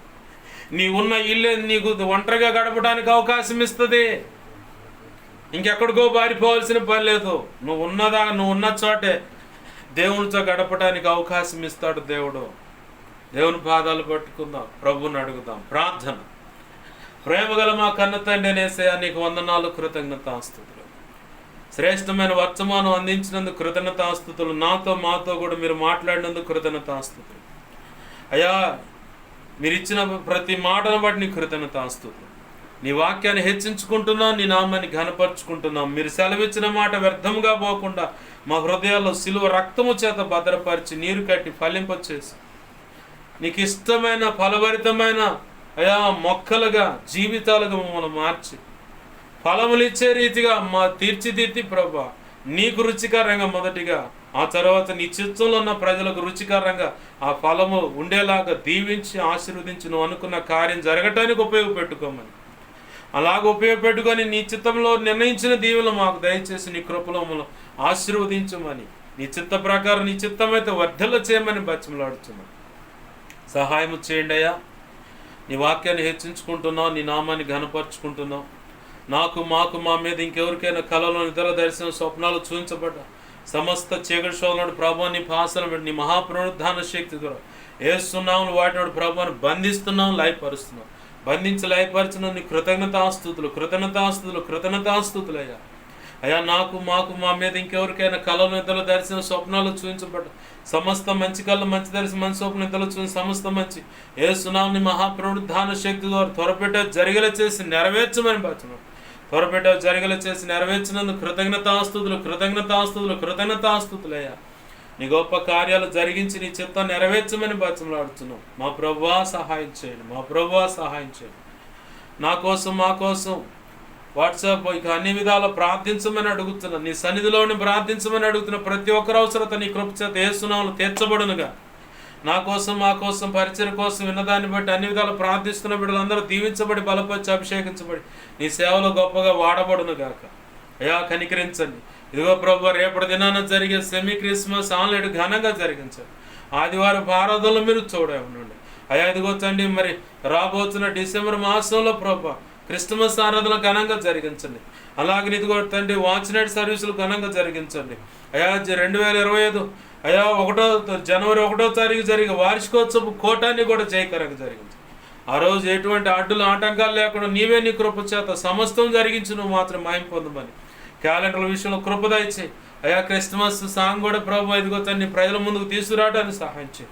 అయ్యా, న్యూ ఇయర్ సాంగ్ ఇప్పటికే సిద్ధపరిచిన కృతజ్ఞతాస్తుతులు నీ చిత్త ప్రకారం అది ఆవిష్కరించడానికి సహాయం చేయి. సమస్త విషయాలు మీరు కృపానుగ్రహించి నీ చిత్తం నెరవేర్చి నువ్వు మాత్రం మహిమ పొందమని మా ప్రియుడును మా రక్షకుడైన యేసయ్య 2 తిమోతి 1:12 ప్రకారం ఆ ఘడి వరకు కాపాడ సముద్రం రుడిగా నమ్ముతూ నీ చేతులకు నన్ను మమ్మల్ని అప్పచెప్పుకుంటూ సంఘ బిడ్డలను కూడా అప్పచెబుతూ సార్వత్రిక సంఘంలో సకల పరిశుద్ధులు అప్పచెబుతూ యేసు నామములను ప్రార్థించి సమస్తం పొందుకొని నేను మహింపరుచుకుంటూ బిడ్డలను దీవించి ఆశీర్వదించి చేతులకు అప్పచెప్పి నేను గణపరుచుకుంటున్నాం మా తండ్రి. ఆమేన్. ఇప్పుడు మన తండ్రి అయిన దేవుని ప్రేమయు ఆయన ప్రియకుమారుడైన యేసుక్రీస్తు వారి కృపయు పరిశుద్ధాత్మ దేవుని అన్యోన్య సహాయ సహవాసము సమకూడిన ప్రభు చిత్త ప్రకారం ప్రార్థనలోకి ఇస్తున్న అలాగనే సార్వత్రిక సంఘంలో ఉన్న సకల పరిశుద్ధులకు ఇక ముందు ప్రార్థనలు ఎక్కించబోతున్న వారికి అలాగనే సంఘ బిడ్డలకు సమస్తానికి నిత్యత్వం చేరుపర్యాన్ని సదాకాలం చూడే ఉండి ప్రభువే తన చిత్త ప్రకారంగా ఆశీర్వదించి అనేకులకు ఆశీర్వాదకరంగా చేసి ప్రభు మాత్రమే మన ద్వారా మహిమ పొందునుగాక. ఆమేన్. అలాగు చేసిన దేవునికి కృతజ్ఞతాస్తుతి ఘనత మహిమ ప్రభావాలు చెల్లునుగాక. ఆమేన్. ఆమేన్. యేసు రక్తమునకేచ ప్రవేశు రక్తమునకేచ ప్రవేశు నామమున సంపూర్ణమైన విజయం కలుగునుగాక. ఆమేన్. అపవాది వాడి దూతలు చీకటి అంధకార శక్తులు క్రియలు అవి ఎంత ప్రమాదకం మంత్ర ప్రయోగం వాటి అన్నిటికీ అనంతనాశనం సర్వనాశనం నిత్యనాశనం కలుగునుగాక. ఆమేన్. యుద్ధము యెహోవాదే. యేసు రక్తమునకే జయము జయము జయం. అందరికీ వందనాలు. ప్రభు యొక్క మహా ఉచిత కృప మీ అందరికీ తోడే ఉండి నడిపించునుగాక. ఆమేన్. ఆమేన్. ఆమేన్.